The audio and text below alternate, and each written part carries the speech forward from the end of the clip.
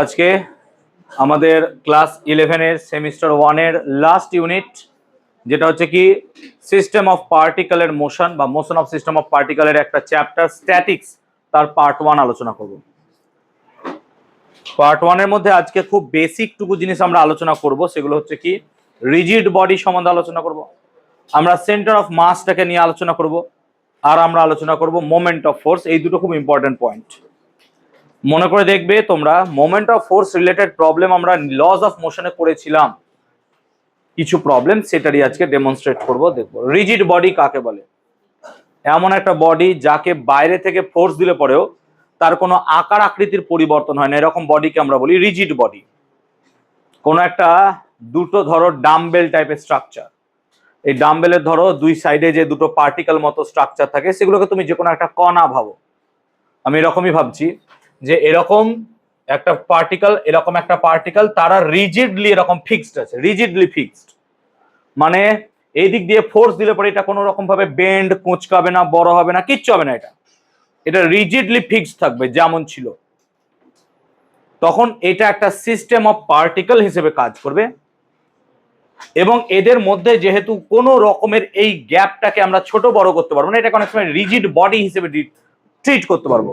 Example দিচ্ছি, just একটা cube ভাবতে পারো, একটা কিউব কনসিডার করো। ইউ হ্যাভ এ কিউব, এই কিউবের প্রত্যেকটা কোণায় পার্টিকলস আছে, মলিকিউলস আছে ভাবতে পারো, অ্যাটমস আছে, তুমি যা ভাববে ভাবো। এই প্রত্যেকটা পার্টিকেল গুলো কণায় বসে আছে। এখন এই যে ইন্টার মলিকিউলার গ্যাপ, এটাকে বলি দুটো মলিকিউলের মধ্যে যে গ্যাপ, বা এটাকে তুমি বন্ড লেংথ ভাবতে পারো। যদি বাইরে থেকে ফোর্স দিলেও এই বন্ড লেংথের কোনো পরিবর্তন না হয়, অর্থাৎ এটা ছোট হচ্ছে না, বড় হচ্ছে না, কিচ্ছু হচ্ছে না, অর্থাৎ বাইরের ফোর্সকে কমপ্লিটলি সে প্রতিহত করতে পারছে, তখন এইরকম বডিকে তুমি বলবা রিজিড বডি।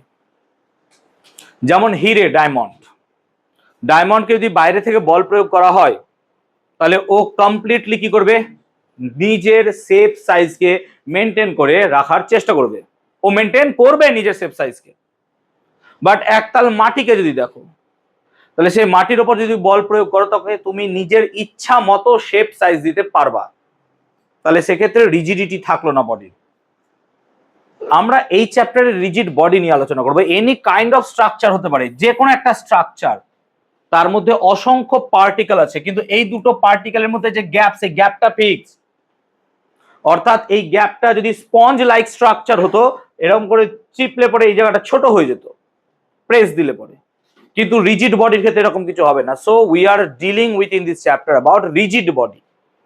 রিজিড বডি এমন একটা বডি যে বডিকে বাইরে থেকে ফোর্স দিলে কোনো রকমের তার শেপ সাইজ চেঞ্জ হবে না, যেমন ছিল এক্স্যাক্টলি সেরকম থাকবে।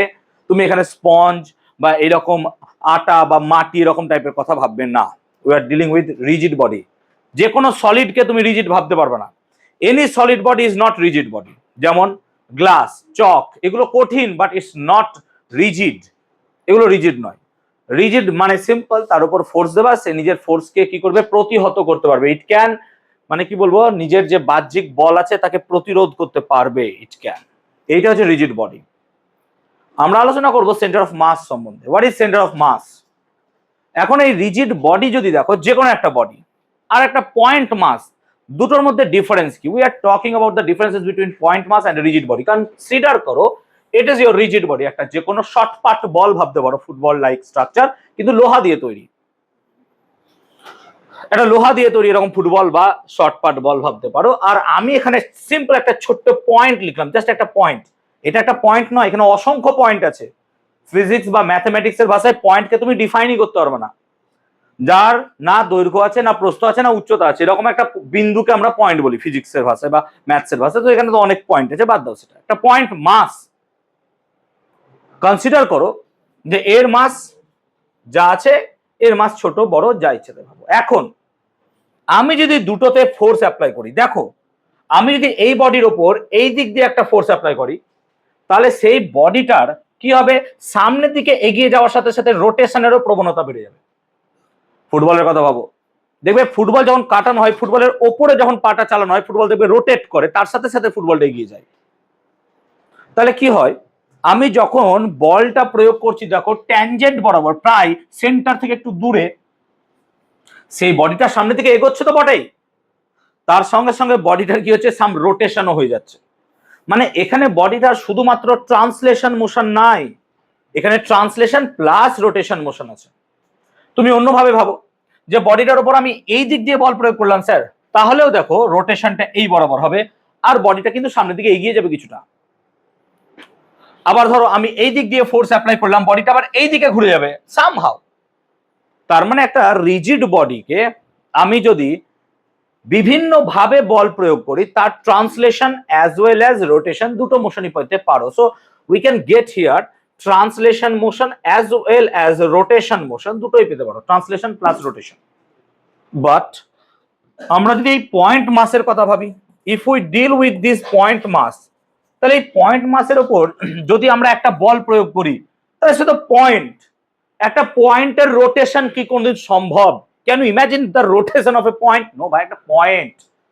তো আমি যদি এই পয়েন্টের উপর একটা ফোর্স অ্যাপ্লাই করি, অনলি পসিবিলিটি আছে যে পয়েন্টটা এখান থেকে সরে এখানে চলে আসবে। সো অনলি এখানে ট্রান্সলেশন মোশন পসিবল, অনলি এখানে ট্রান্সলেশন মোশন পসিবল। সো এখানে শুধুমাত্র ট্রান্সলেশনাল মোশন পসিবল হতে পারে, রোটেশন হতে পারে না পয়েন্ট মাসে। ব্যাস। তাহলে আমরা এই বডির মধ্যে শুধু ট্রান্সলেশন মোশন কি পেতে পারি? Can we? তো দেখা যাচ্ছে যদি এরকম একটা স্ফিয়ার লাইক স্ট্রাকচার আছে, এই স্ফিয়ার লাইক স্ট্রাকচারের মধ্যে যদি আমি মিডল পয়েন্ট বরাবর, একদম মিডল, তার সেন্টার বরাবর একটা ফোর্স অ্যাপ্লাই করি, দেখা যাচ্ছে সেই বডিটার সেই ক্ষেত্রে শুধুমাত্র ট্রান্সলেশন মোশন তৈরি হচ্ছে। আমি হাজারটা ফোর্স অ্যাপ্লাই করছি কিন্তু প্রত্যেকটা ফোর্স সেই সেন্টার বা টুয়ার্ডস দ্য সেন্টার যাচ্ছে। তখন দেখা যাচ্ছে সেই বডিটার কি হচ্ছে, শুধুমাত্র ট্রান্সলেশন মোশন হচ্ছে আর রোটেশন হচ্ছে না। তখন বোঝা গেল যে যে কোনো একটা বডির একটা ইউনিক পয়েন্ট আছে, ইউনিক পয়েন্ট, যে পয়েন্ট দিয়ে বডির উপর ফোর্স অ্যাপ্লাই করলে সেই বডির অনলি ট্রান্সলেশন মোশন তৈরি হবে, there will be no rotational motion. That unique point is defined as centre of mass. তাহলে centre of mass of a body can be defined as the point through which some forces can be acted upon, and the only motion can be derived from that point is translational motion. শুধুমাত্র চলন গতি পাবো ভাই, এখানে বল প্রয়োগ করলে কোনো ঘূর্ণন গতি হবে না। তাহলে কি আমি এই পুরো বডির মাসটাকে ছোট্ট একটা পয়েন্ট দিয়ে রিপ্রেজেন্ট করতে পারি? হ্যাঁ, তাহলে ওইটা হচ্ছে তার সেন্টার অফ মাস। তার মানে যে কোনো একটা বডি কে যদি আমি পুরো বডি না ভেবে একটা ছোট্ট বিন্দু ভাবি, তাহলে এই পুরো মাসটাকে অ্যাজ ইফ মনে হবে এই বিন্দুতেই বসে আছে। কেন? কারণ ওই বিন্দুর মধ্যে দিয়ে বল প্রয়োগ করলে পরে তার ট্রান্সলেশন মোশন হবে। স্যার তাহলে আমি যদি অন্য জায়গায় বল প্রয়োগ করি হবে না, তাহলে হবে না। সেই জন্য সেন্টার অফ মাস হচ্ছে এমন একটা পয়েন্ট যে পয়েন্টে সেই বডিটার সমস্ত ভর কাজ করে। ইট ইজ ট্রু, ভর কেন্দ্র, বাংলায় ভর কেন্দ্র, সমস্ত ভর সেই বিন্দু দিয়ে কাজ করে। ইটস ট্রু, সেটা নাম দেখে বুঝতে পারছো। But what is the physical definition? সেই পয়েন্ট দিয়ে যতই ফোর্স অ্যাপ্লাইড হোক সেই বডিটার শুধুমাত্র ট্রান্সলেশন মোশন তৈরি হবে। এটা হচ্ছে centre of mass. That means আমি যদি এই রডটা এখানে চয়েস করি, এই রডটার সেন্টার অফ মাস কোনো না কোনো জায়গায় আছে। সেন্টার অফ মাস কি স্যার সবসময় ভেতরে থাকবে না, বাইরেও থাকতে পারে? যেমন একটা রিং নাও, রিং, একটা রিং যদি চয়েস করো বা হাতের বালা চয়েস করো, সেগুলো চুড়ি, তার সেন্টার অফ মাস সেন্টারে অবস্থিত। দেখো সেন্টার অফ মাস বডির বাইরে অবস্থিত, তো সেন্টার অফ মাস বডির বাইরে অবস্থিত হতে পারে, সেন্টার অফ মাস বডির ভেতরেও অবস্থিত হতে পারে। যেমন এই ক্ষেত্রে সেন্টার অফ মাস কোথায় হতে পারে না, তো মিডিলে, একটা রডের মিডিলে তার সেন্টার অফ মাস অবস্থিত হয়, এরকম জায়গায়। আমরা এটাকে সেন্টার অফ গ্র্যাভিটি বলছি, বাট সেন্টার অফ মাস আমরা প্রমাণ করে দেবো। তাহলে সেন্টার অফ মাস হচ্ছে এমন একটা পয়েন্ট, পুরো বডির বদলে আমরা সেই জায়গায় সেই বডিটাকে আমরা ইউজ করতে পারি। ক্লিয়ার হয়েছে ব্যাপারটা? তাহলে সেন্টার অফ মাস হচ্ছে এমন একটা পয়েন্ট যার মধ্য দিয়ে সেই বস্তুটার সমস্ত ভর কাজ করে। যেমন ধরো আমি একটা অ্যাসিমেট্রিক বডি, আমরা সবাই, কারণ আমাদের সিমেট্রি নাই। বায়োলজির ভাষায় সিমেট্রি হতে পারো, ফিজিক্সে নয়, আমরা অ্যাসিমেট্রিক, কারণ আমাদের ডেন্সিটি সব জায়গায় আলাদা, আমাদের মাথা সব থেকে বেশি ভারী হয়, সেই জন্য আমরা ডুবে যাই। কিন্তু গরু ছাগলদের এই জায়গাটা অংশটা খুব ফাঁপা হয়, সেজন্য এই জায়গাটা ডেন্সিটি অনেক কম হয়ে যায়, সেজন্য এমনি বাই বাড়তি ওরা মাথা উঁচু করে সাঁতার কাটতে পারবে, আমরা কোনদিন পারবো না, আমাদের আগে মাথা ডুবে যাবে, কারণ আমাদের মাথার ডেন্সিটি অনেক বেশি, আর আমি তো আগে ডুববো, আমার পেট মাথা সবাই ডুববে। তো বেসিক্যালি তাহলে কি হচ্ছে, সেন্টার অফ মাস আমার কোনো না কোনো জায়গায় অবস্থিত হতে পারে।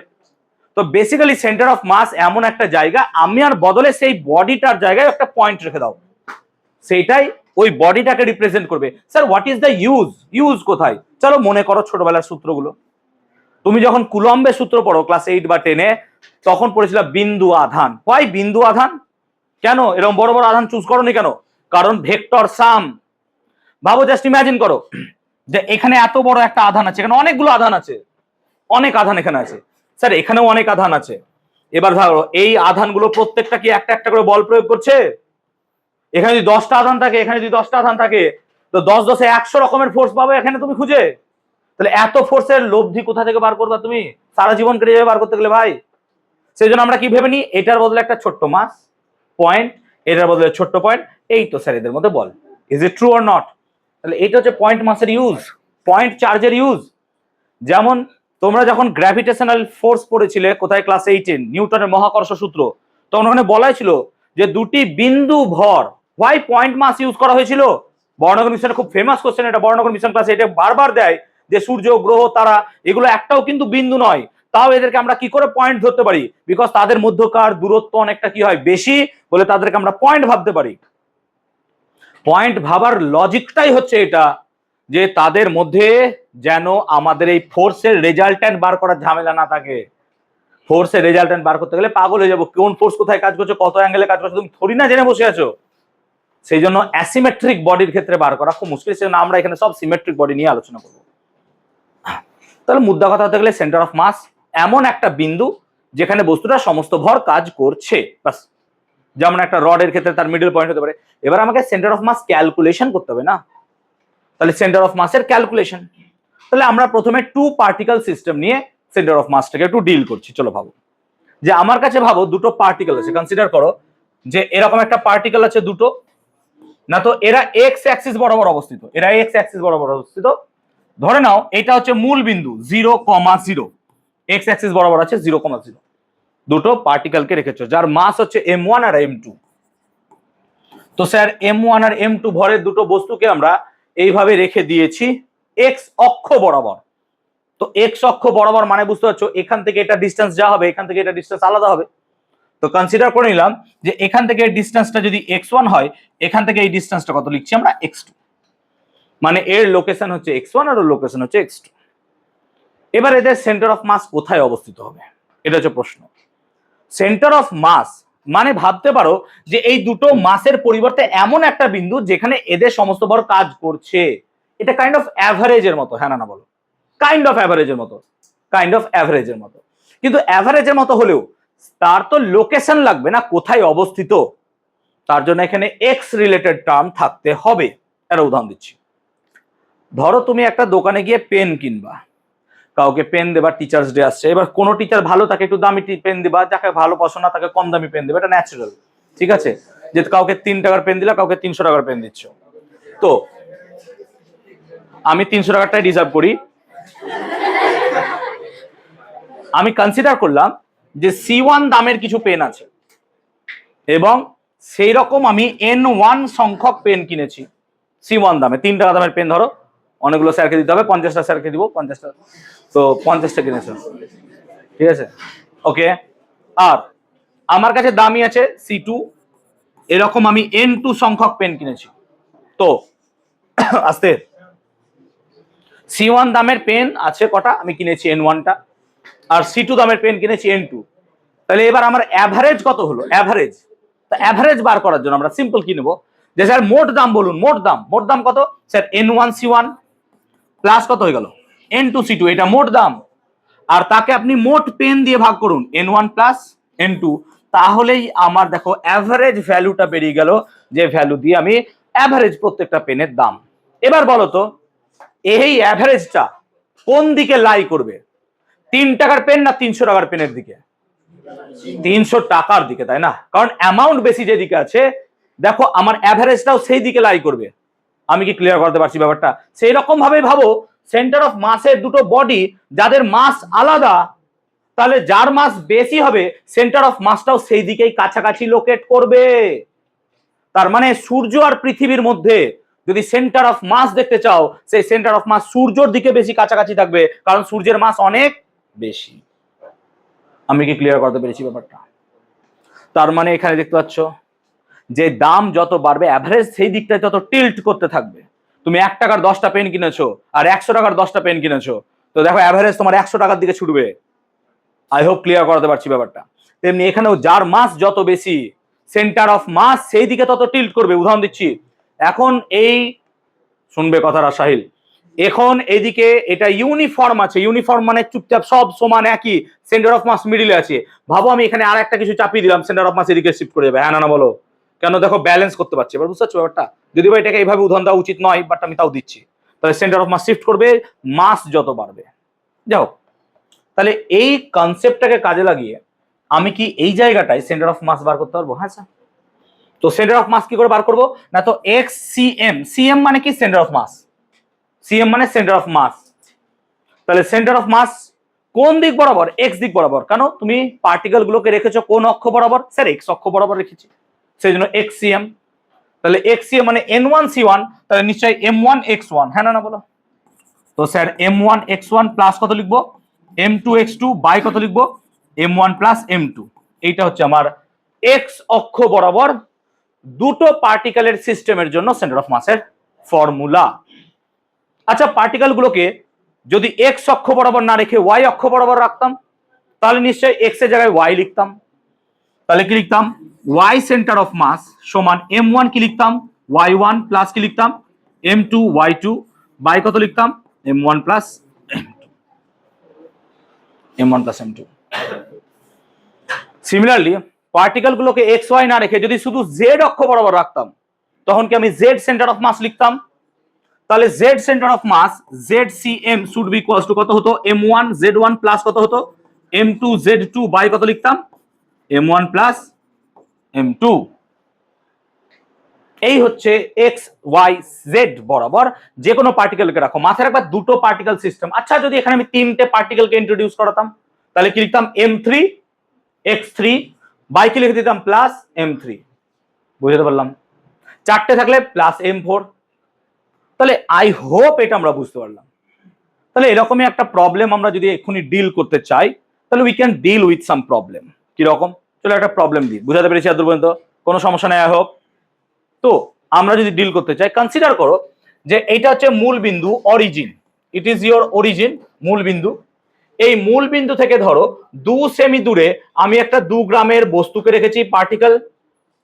আর আমি এখান থেকে ধরো 6 সেমি দূরে আর একটা পার্টিকেল রেখেছি যার মাস হচ্ছে 6 গ্রাম। তাহলে what is the location of center of mass? চলো বার করো তাহলে। Location of center of mass, center of মাসকে সিওএম দিয়ে লিখবো আমরা। শ্রীমন্ত কি হয়েছে? আস্তে কথা বলো না, কাজ করো। তাহলে চলো location of center of mass কি করে বার করবা? না তো সিম্পল যা শেখালাম তার উপরই ফর্মুলা দিয়েছি অঙ্ক, এমন তো বেশি কিছু দেয়নি। তো স্যার এখান থেকে এক্সসিএম বার করতে হবে আমাকে নাকি? Location of center of mass মানে আমরা ফর্মুলা জানি M1X1 plus M2X2 by M1 plus M2। চলো এটা হচ্ছে এক্সএম। মাথায় রাখবে এটা কিন্তু ওয়ান ডাইমেনশন। হ্যাঁ না বল? কেন ওয়ান ডাইমেনশন? শুধু এক্স বরাবর আছে, পার্টিকেল শুধু এক্স বরাবর রেখেছো, সো এটাকে তুমি ওয়ান ডাইমেনশনালও ভাবতে পারো। It is just one dimensional. Why it is one dimensional ভাই? কারণ তুমি শুধুমাত্র এক্স অক্ষ বরাবর রেখেছো। এক্স এর সাথে ওয়াই কে রেখে দিলে কখন কি হয়ে যেত? 2 ডাইমেনশন। তখন লোকেশন এক্স পেতে তার সাথে সাথে কি পেতে? ওয়াই। যদি তুমি 3D তে বডিকে রাখতে তাহলে কি পেতে? X Y Z. ক্লিয়ার? চলো সব শেখাবো। দেখো তাহলে এক্সসিএম কত হবে? তো স্যার M1 কত? চলো কনসিডার করো M1। M1 কত? 2। X1 কত? 2 প্লাস M2 কত? 6। X2 কত? 6 বাই কত? 6 প্লাস 2। Is it clear? তাহলে কত হয়ে যাচ্ছে? তো 2 2 4 প্লাস 6 6 36 বাই 8 কত হয়ে গেল রে? 5। বল সেন্টার অফ মাস কোন দিকে লোকেট করলো? 5 সেমি। 5 সেমি মানে কি এই সব জায়গায়? দেখ তো সেন্টার অফ মাস কোন দিকে শিফট করে গেছে? এইদিকে।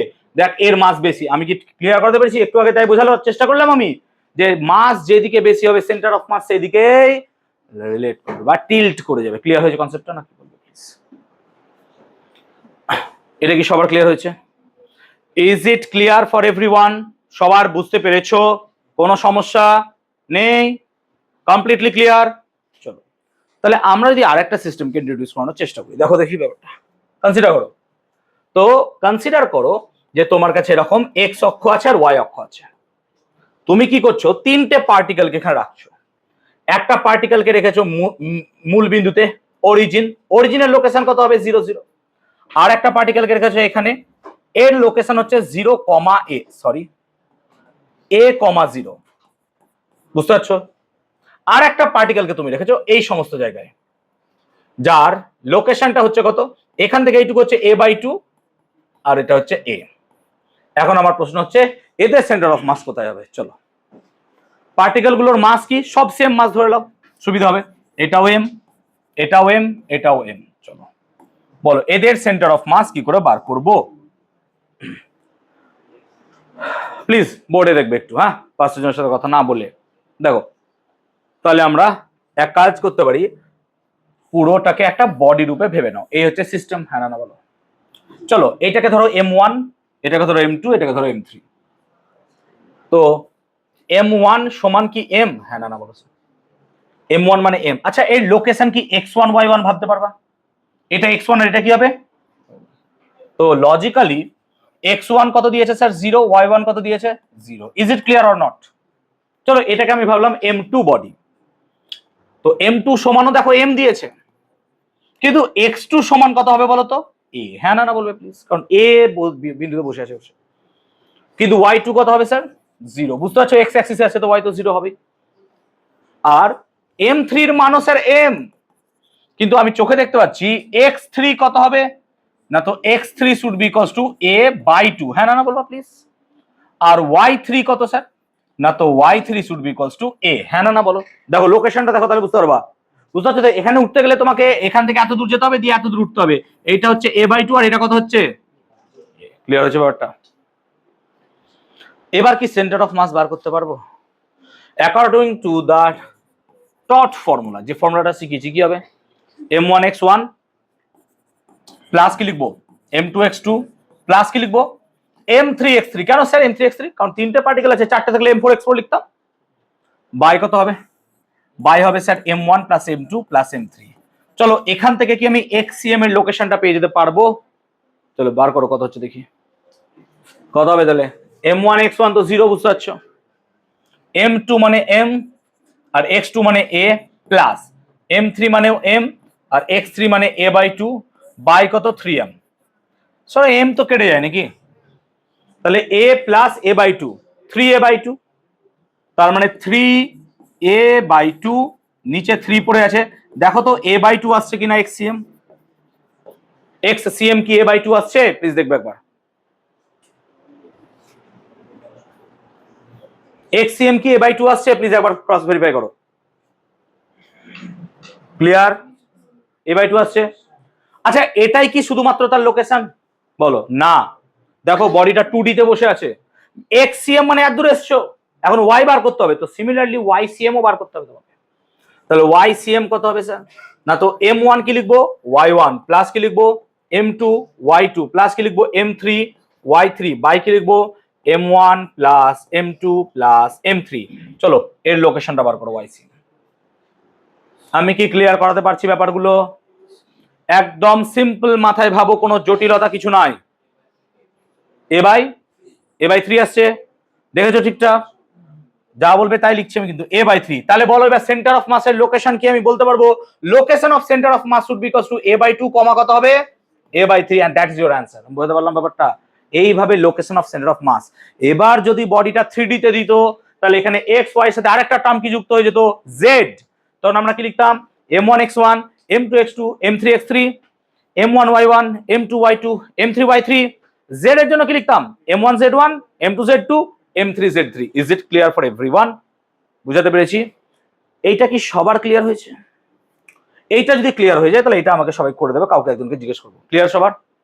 চলো আমি স্কোয়ার দিয়ে করাচ্ছি তাহলে। দেখো চলো, তো কনসিডার করো চারটে মাস আছে, একটা মাসকে এখানে রেখেছো, একটা মাসকে এখানে রেখেছো, একটা মাসকে এখানে রেখেছো, একটা মাসকে এখানে রেখেছো। এই হচ্ছে সিস্টেম, এটা হচ্ছে সিস্টেম, এটা হচ্ছে 0 0, এটা হচ্ছে a, 0, এটা হচ্ছে a, a, এটা হচ্ছে 0, a। চলো সেন্টার অফ মাসের লোকেশন বার করো, সবাই করবে, খাতা দেখবো। সব সেম মাস এম, সব সেম মাস এম, সবার মাস এম কনসিডার করো। আমি যেন উত্তর পেয়ে যাই, আমি ক্যালকুলেশন করাবো না। চলো,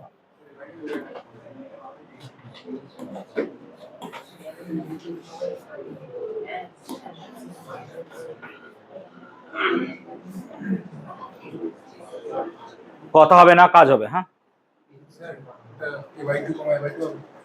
করে দেখাও।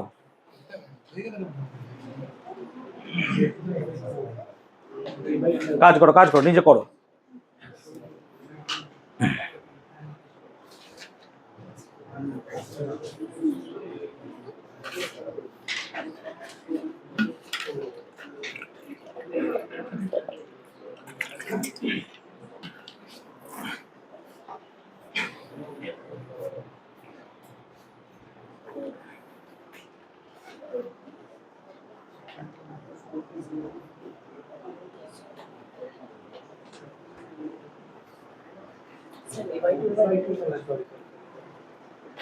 A/2 আসছে, ভেরি গুড। চলো 1 মিনিটের মধ্যে হয়ে যাচ্ছে, তাই তো? তাহলে A/2 চলে আসছে। তাহলে according to the formula simple use করো, m1 x1 plus m2 x2 plus m3 x3 plus m4 x4 by m1 plus m2 plus m3 plus m4। এখান থেকে তুমি xcm এর লোকেশনটা পাবা হচ্ছে A/2, and similar formula use করে by using similarly you can get ycm as A/2। চলো এখান থেকে আমি একটা ভালো জিনিস বোঝানোর চেষ্টা করছি। দেখো A/2 মানেটা কি? আচ্ছা, আমরা যদি এই স্কোয়ার বা rectangle whatever you can say, তার যদি ডায়াগোনালটা ড্র করতাম, তাহলে এটা একটা ডায়াগোনাল আর এটা একটা ডায়াগোনাল। চলো এই ডায়াগোনালটা যদি লোকেশন বার করতে চাই, এটা কি এর মিডিল পজিশন? হ্যাঁ না বলো। তার মানে এটা কি A/2 হবে? আর দেখো এই ডায়াগোনালটা কিন্তু এরও মিডিলে, তার মানে এটাও কত হবে? A/2। তার মানে এর লোকেশনটা হচ্ছে A/2, A/2। ডায়াগোনালের ইন্টারসেকশন পয়েন্টের লোকেশন যা আমাদের দেখা যাচ্ছে, সেন্টার অফ মাসের লোকেশনও সেম। তাহলে আমরা কি বলতে পারবো যে একটা স্কোয়ার বা রেক্ট্যাঙ্গেলের ক্ষেত্রে তার সেন্টার অফ মাস সেই বিন্দু যেখানে দুটো ডায়াগোনাল পরস্পর কি করছে? ছেদ করছে। তার মানে সিমেট্রিক্যাল বডির ক্ষেত্রে তার সেন্টারকেই আমরা কি বলবো? Actually center of mass. যেমন স্ফিয়ারের সেন্টারই হবে তার কি? Center of mass.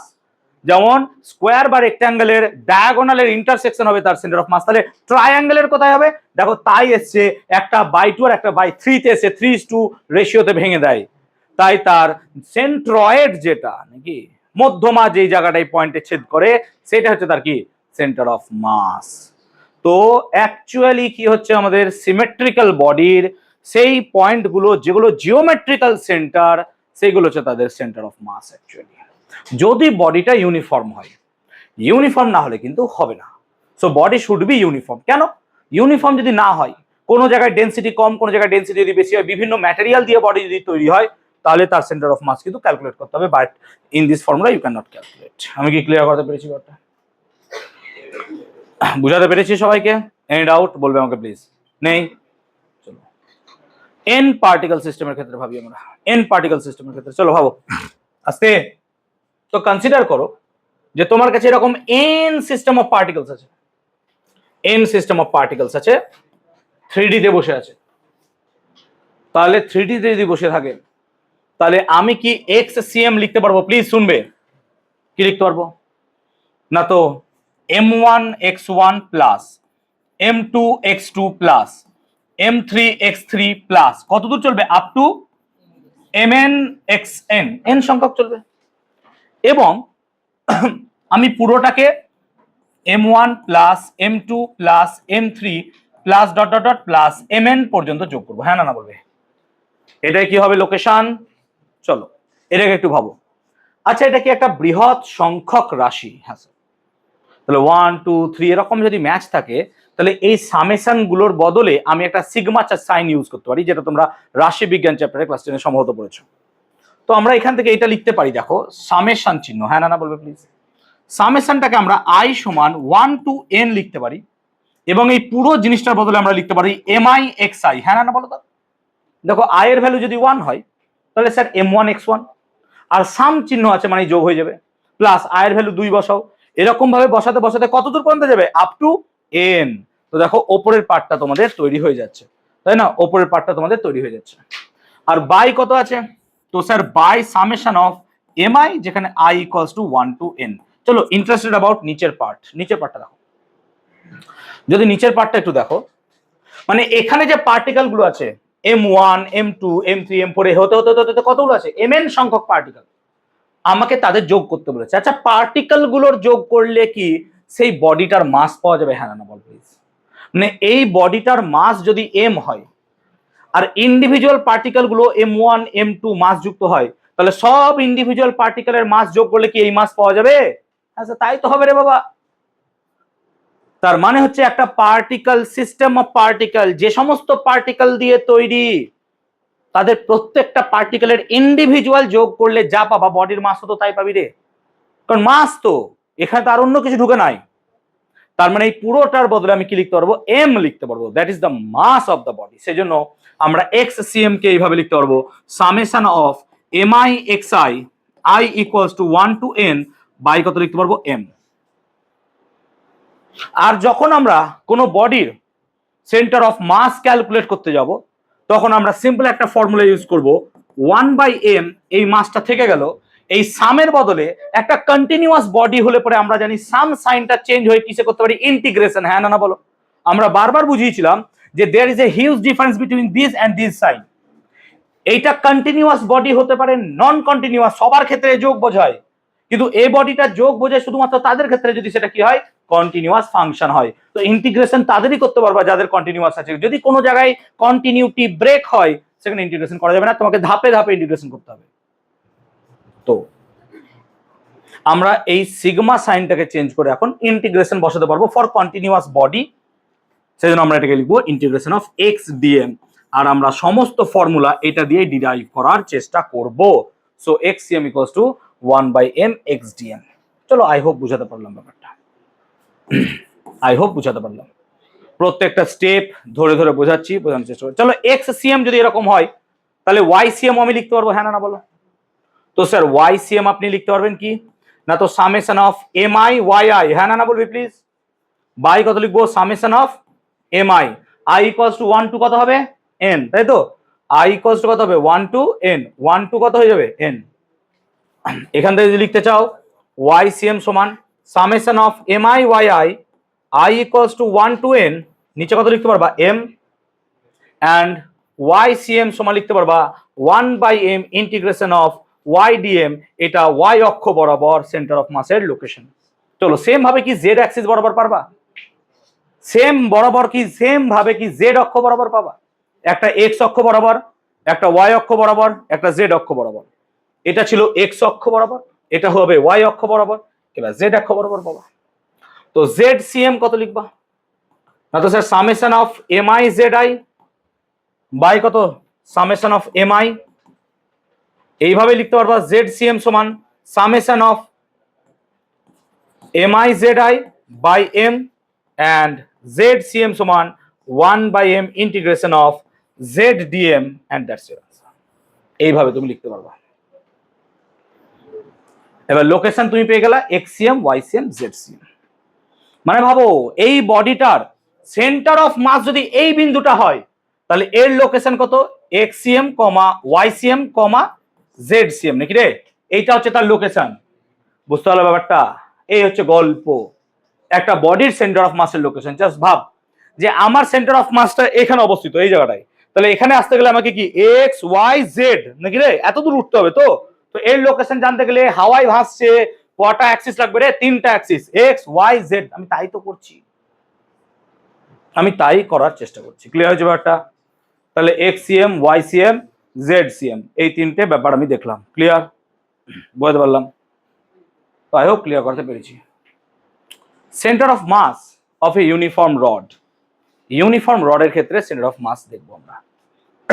তাহলে ইউনিফর্ম রড মানে সেই রডটার কনস্টিটিউয়েন্ট পার্টিকেল গুলোর ডেন্সিটি বা মাস ডেন্সিটি সব কি থাকবে? সেম। কনসিডার করো দেয়ার ইজ এ রড, যে একটা রড তোমার কাছে আছে, ভাবো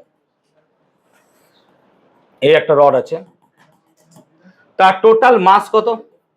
না তো মাস হচ্ছে এম আর লেংথ হচ্ছে এল। এরকম একটা রড দিয়েছি। Now I am seeking for the location of center of mass. আমরা জানি কত হবে বলতো? Middle point L/2। মানে ভাবো রডটাকে আমি মূল বিন্দুতে এই জায়গাটায় রেখেছি, তাহলে এই জায়গাটা এক্স এর লোকেশন কত হবে? 0, মূল বিন্দুতে রেখেছো।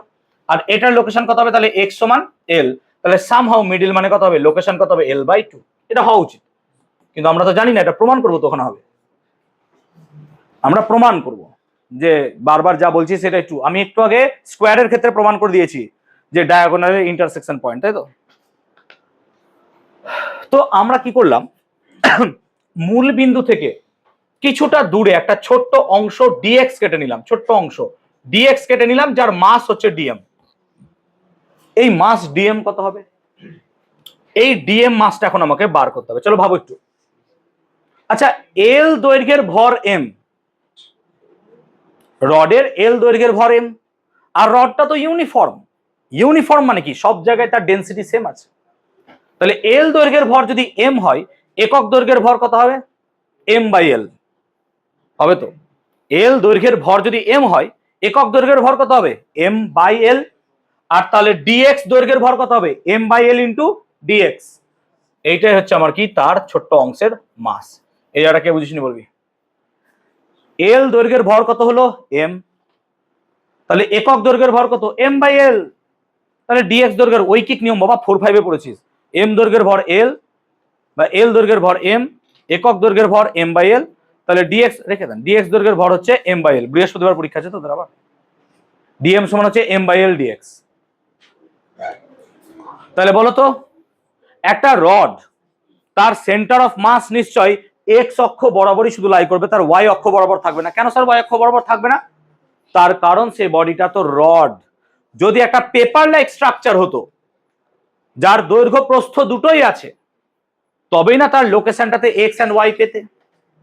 যেহেতু রড আছে, রডের শুধু কি থাকে বলতো? দৈর্ঘ্য থাকে। রডের শুধু দৈর্ঘ্য থাকে, সেই জন্য সেন্টার অফ মাসটাও তুমি শুধুমাত্র এক্স অক্ষ বরাবরই পাবা। এখানে ওয়াই অক্ষ বরাবর কোনো সেন্টার অফ মাস পাবা না, বিকজ ওয়াই অক্ষ বরাবর কোনো মাসই নাই তার। রড নিয়েছি। যদি আমরা এরকম বডি নিতাম, এরকম বডি নিতাম, তাহলে তার সেন্টার অফ মাস কি মিডিলে থাকতো? হ্যাঁ না বল? তাহলে তার লোকেশন দেখ, এক্স হতো আর কি হতো? ওয়াই হতো। কিন্তু তুমি তো রড নিয়েছো, তাহলে এর সেন্টার অফ মাস কত হবে? এখানে দেখো এক্স বরাবর শুধু হচ্ছে। বুঝতে পারছো ব্যাপারটা? সো রডের শুধুমাত্র লেংথ, এটা মাথায় রাখবা।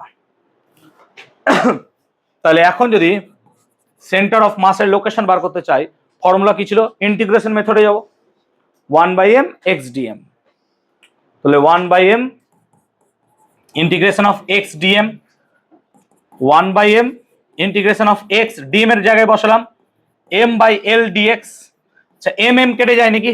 কনস্ট্যান্ট তো, আর এলটাও কনস্ট্যান্ট, বাইরে বেরিয়ে গেল। তাহলে 1/L integration of x dx। চলো লিমিট কত হবে? x এর লিমিট দেখো, x এর লিমিট 0 to L হবে, দেখতে পাচ্ছ চোখে? তাহলে x এর লিমিট হবে 0 to L, x এর লিমিট হবে 0 to L। তাহলে xcm সমান 1/L তো থাকলো, x dx এর ইন্টিগ্রেশন কত হবে? x²/2। এটা জানো নিশ্চয়ই। x dx এর ইন্টিগ্রেশন কত হবে? x²/2। তাহলে x²/2 0 to L। কি হয়েছে সরোজ? কিছু একটা বললা, বলো। বুঝলাম না, বিদ্যুৎ চমকাচ্ছে মানে কি? তুই মাঠে বসে আছো? সিরিয়াসলি ক্লাস ভালো লাগছে না? বুঝতে পারছো না নাকি? আমি কন্টিনিউয়াসলি আওয়াজ পাচ্ছি কিছু একটা। স্ট্যাটিক্স বোর্ড কেউ কেউ ভেবে নিয়েছে যে এই চ্যাপ্টার 8 নম্বর বাদ দিয়ে দিবো? মাথায় কি ঢুকে গেছে কারণ নাকি? যে 27 তো বাকি চ্যাপ্টারগুলো পড়লে পেয়ে যাবো। 27 অ্যাটেম্প্ট করার ক্ষমতা রাখবে, 27 পাবে তার কোনো গ্যারান্টি নাই। 27-এ 7ও নাও পেতে পারো। হতে পারে তেমন যে 27-এ 7ই জুটলো না। কেন কথা বলছো ভাই? শোনো না, কথা পড়া, প্রত্যেকটা পার্টকে ধরে ধরে বোঝাচ্ছি ভাই। 2 বাইরে বেরিয়ে গেল কনস্ট্যান্ট, তাহলে xcm কত হবে? 1/12, 2 বেরিয়ে গেল। x স্কোয়ার আপার লিমিট মাইনাস লোয়ার লিমিট, তাহলে কত হলো? l স্কোয়ার মাইনাস 0 স্কোয়ার, কাটাকুটি করলে কত হয়ে যায় দেখো তো? হয়ে যাচ্ছে l/2। তাহলে দেখো তো লোকেশন হয়ে গেল l/2। এগুলো আগে প্রমাণ দিত, এখন তো আসবে না প্রমাণ, যেহেতু সেন্টার তোমাদের এমসিকিউ। তাহলে সেন্টার অফ মাসের লোকেশন পেয়ে গেলাম আমরা l/2। তাহলে এতক্ষণ ধরে সেন্টার অফ মাস নিয়ে যা যা বোঝালাম, আই হোপ মোটামুটি ক্লিয়ার হলো যে সেন্টার অফ মাস কি। কিন্তু প্রবলেম এখানেই নয়, প্রবলেম আরো অনেক আছে। যেমন ধরো একটা এরকম কোন শীট আছে, সেখানে একটা ছোট্ট অংশকে কেটে নিলাম, নতুন সেন্টার অফ মাসের লোকেশন কোথায় হবে? এগুলো সব করতে হবে আমাদেরকে। আজকে করবো না, আজকে ছোট চ্যাপ্টারে মানে সহজ করে বোঝানোর চেষ্টা করবো যতটা সম্ভব হয়, জটিল করছি না ব্যাপারগুলোকে। ক্লিয়ার? আই হোপ এবার একটু জটিল হবে, একটু ভালো করে বোঝো। আর যদি এই জায়গাটা না বুঝতে পারো, কোনো ব্যাপার নাই, ভয় পাওয়ার কোনো দরকার নাই, সিম্পল চুপ করে বসে থাকো, চোখটা বন্ধ করে দিতে পারো যদি অসুবিধা হয়। আমি ফ্র্যাঙ্কলি বলছি, বিরক্ত আমাকে করো না, আমি ভুল করে দেবো নাহলে। ক্লিয়ার? চলো আমরা এবার পড়বো, ছাড়ো, motion of center of mass. তাহলে সেন্টার অফ মাসের মোশন পড়বো। চলো, আমরা একটা ফর্মুলা পেয়েছিলাম, কি আমরা একটা ফর্মুলা পেয়েছিলাম xcm, যদি মনে করে দেখতে পারো প্লিজ। কত না, তো xcm মানে পেয়েছিলাম সামেশন অফ mi xi, আমি সামেশনের লিমিট দিলাম না, বাই m। এখানে সামেশনের লিমিট ছিল i = 1 টু কত n, আমি লিমিটটা দিলাম না, জাস্ট। ycm পেয়েছিলাম summation of mi yi by m, and zcm পেয়েছিলাম summation of mi zi by কত পেয়েছিলাম? m। Is it clear or not বলবে প্লিজ, একটু আগে পেয়েছিলাম। আচ্ছা বলো তো, সেন্টার অফ মাসের লোকেশন যদি আমাদের ভেক্টর চ্যাপ্টার মনে করতে হয়, it will be a vector, হ্যাঁ না বলো? কারণ লোকেশন মানেই তো পজিশন ভেক্টর রে বাবা। আর পজিশন ভেক্টরের ফর্মুলা তোদের মাথায় আছে, আর ভেক্টর সমান কত হয়? এক্স আই ক্যাপ প্লাস কত হয়? ওয়াই জে ক্যাপ প্লাস কি হয়? জেড কে ক্যাপ। তাহলে এগুলো তো এক্সিএম, ওয়াইসিএম, জেডসিএম, এগুলো হচ্ছে পয়েন্টের লোকেশন। তাহলে এখান থেকে কি পজিশন ভেক্টর বার করা যেতে পারে? হ্যাঁ। তাহলে আমরা যদি এখান থেকে আর সিএম ভেক্টর লিখতাম, তাহলে এটা কি position vector of the center of mass হতো। আমি যেটা বোঝাতে চাইছি যে এখানে কোনো একটা বডি আছে, তার সেন্টার অফ মাস ধরো এই বিন্দুটা, এই বিন্দুটায় আসতে গেলে তোমাকে এক্স সিএম আসতে হবে, ওয়াই সিএম আসতে হবে, জেড সিএম আসতে হবে। তাহলে এর লোকেশন কত হবে? এর লোকেশন কি এটা হবে না? R CM vector equals to কত? X CM vector plus Y CM vector plus Z CM vector. মানে এইটা হচ্ছে আমার সেই R CM vector. Is it okay or not বলবো প্লিজ? তাহলে আর সিএম ভেক্টর মানে কি আমি এরকম লিখবো? হ্যাঁ শুন, X CM I cap, X CM I cap plus কি লিখবো? Y CM J cap plus কি লিখবো? Z CM K cap. এটাই লিখবো তো। এবার এক্সিএম এর মানগুলো বসাতে পারবো। এবার মান বসানোটা খুব সাবধানে দেখো প্লিজ। তো আমরা যদি আর সিএম ভেক্টর লিখি, তাহলে এক্সিএম এর মান বসাচ্ছি। দেখো summation of M I X I, মাথায় রাখবা আই ক্যাপটা কার ঘাড়ে যাবে? যে ভেক্টর। দেখো এম কি ভেক্টর?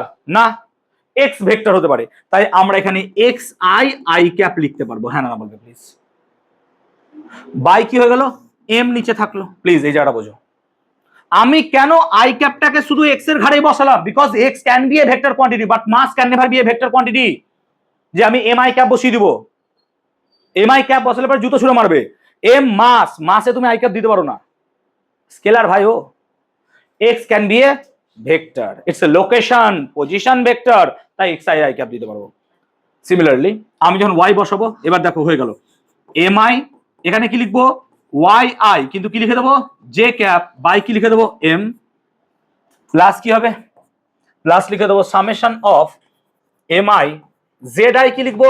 কে ক্যাপ বাই কি লিখবো? এম। ক্লিয়ার? আচ্ছা এম গুলোকে কনস্ট্যান্ট আছে, তাহলে এইদিকে নিয়ে গিয়ে এদিকে গুণ করে দেওয়া যায় কমন নিয়ে। তাহলে ইকুয়েশনটাকে আমি এখানে ফর্ম করাতে পারি এম আর সিএম ভেক্টর। হ্যাঁ না বলো? দেখো তো এম গুলোকে ওইদিকে পাঠিয়ে দিলাম সব। আর এটাকে ভালো করে দেখো, সবগুলো কি সামেশনের লিমিট সেম?